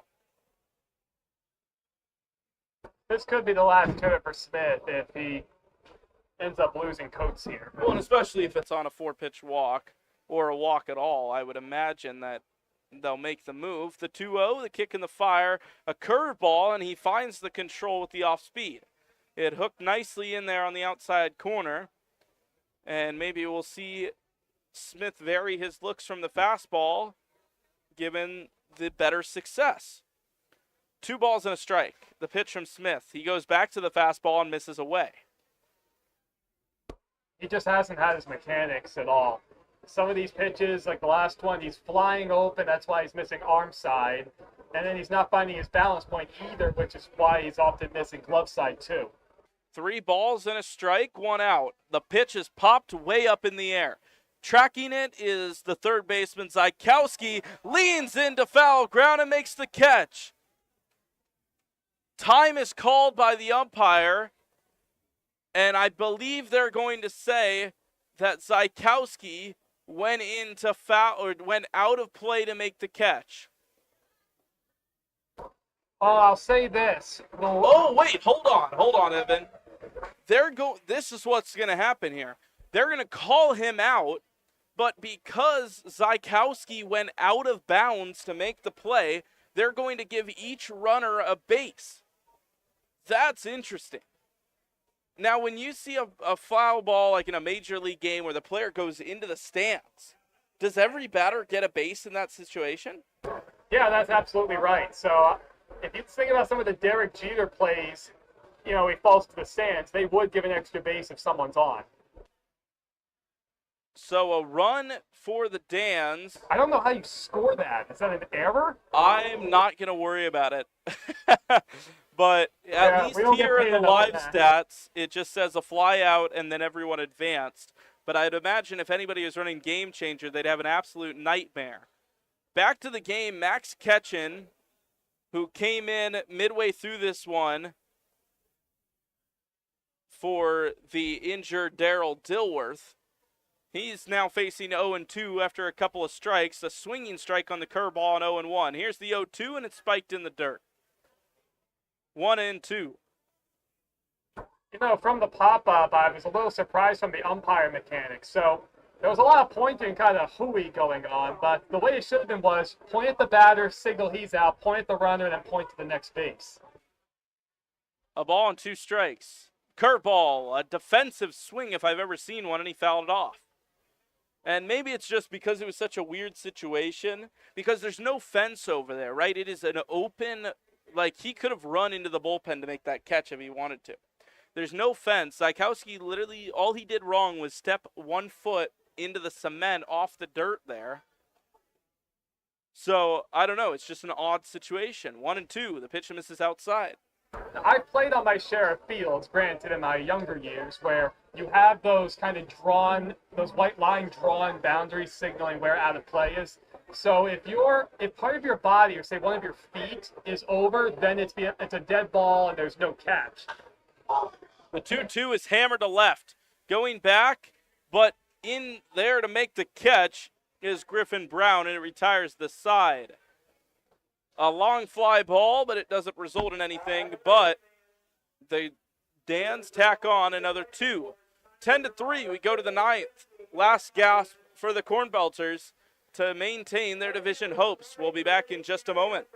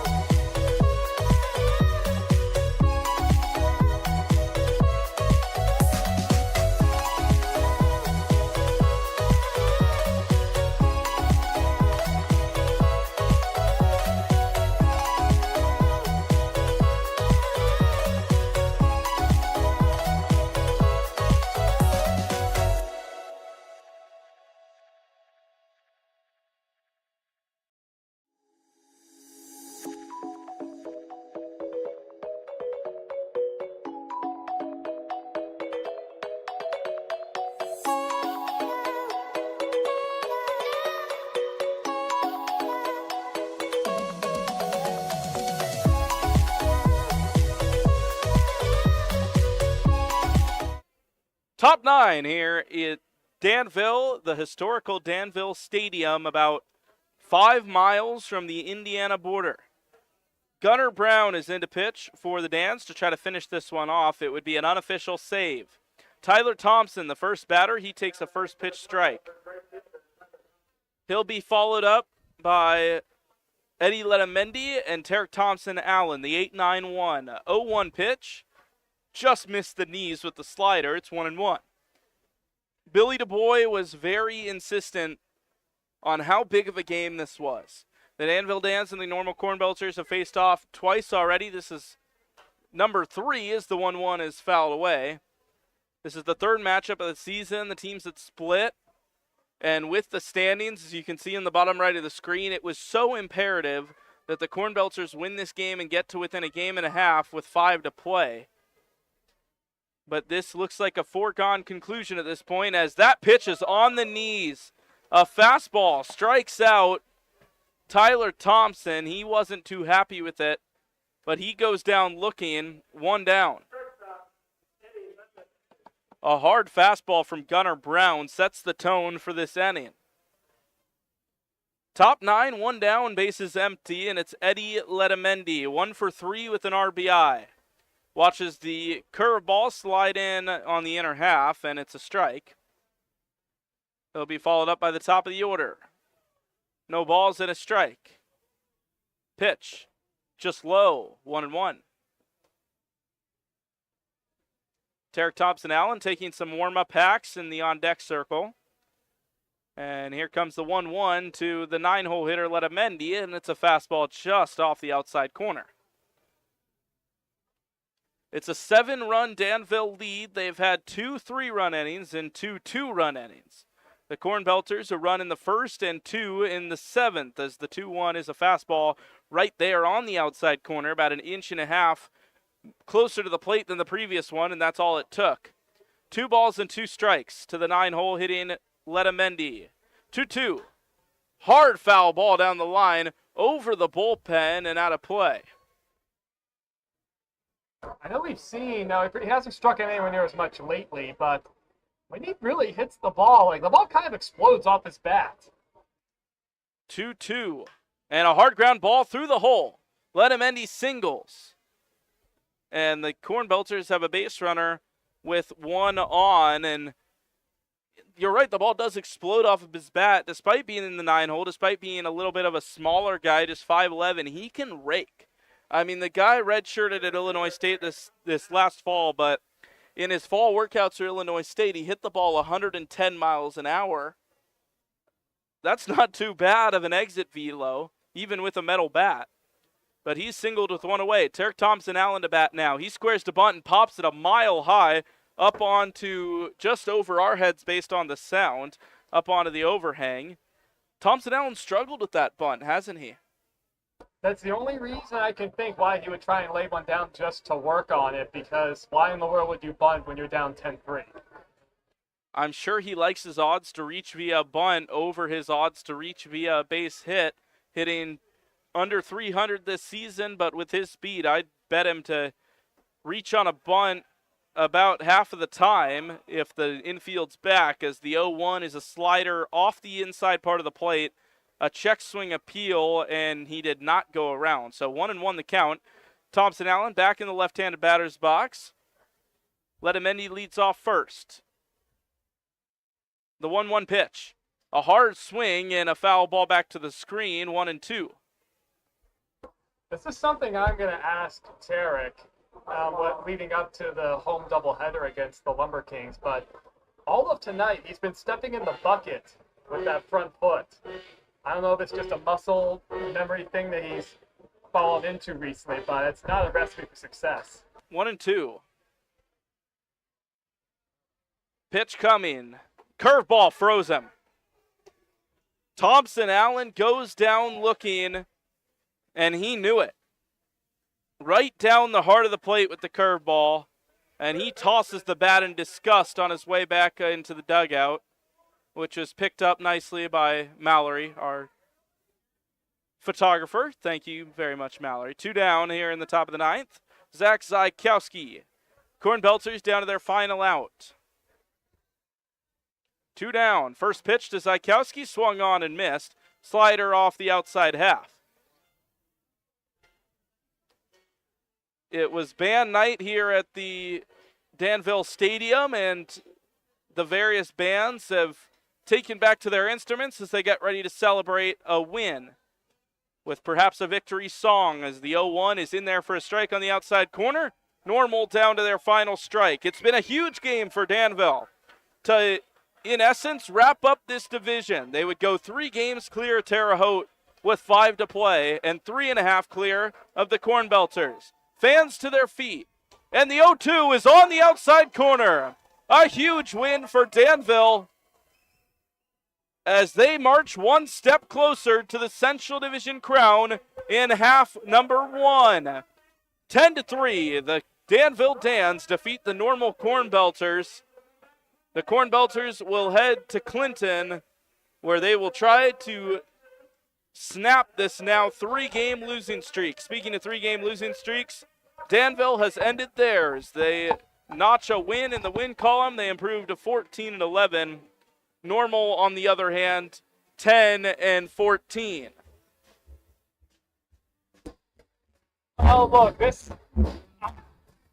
That's like a game ready to play as the music is playing idly. But from the get-go, they were just correct. It was all Danville. Well, we thank you, Evan. I know we can't really hear you. But that's going to wrap up our broadcast. The Normal Cornbelters fall to Danville 10-3 in what was a huge game. It's their 3rd loss in a row, but they will return, as mentioned, here in a couple of days to Clinton before a 4-game homestand to end the first half of the season. We hope you join us at the Corn Crib or on PLTV. But thank you for tuning in to tonight's radio broadcast, the first of many here on the Colonel's Collegiate League Radio Network that will be the Normal Cornbelters. But for Evan Schmeiser, I'm Griffin Leonard saying so long from Danville Stadium, where the Dans have defeated the Belters 10-3.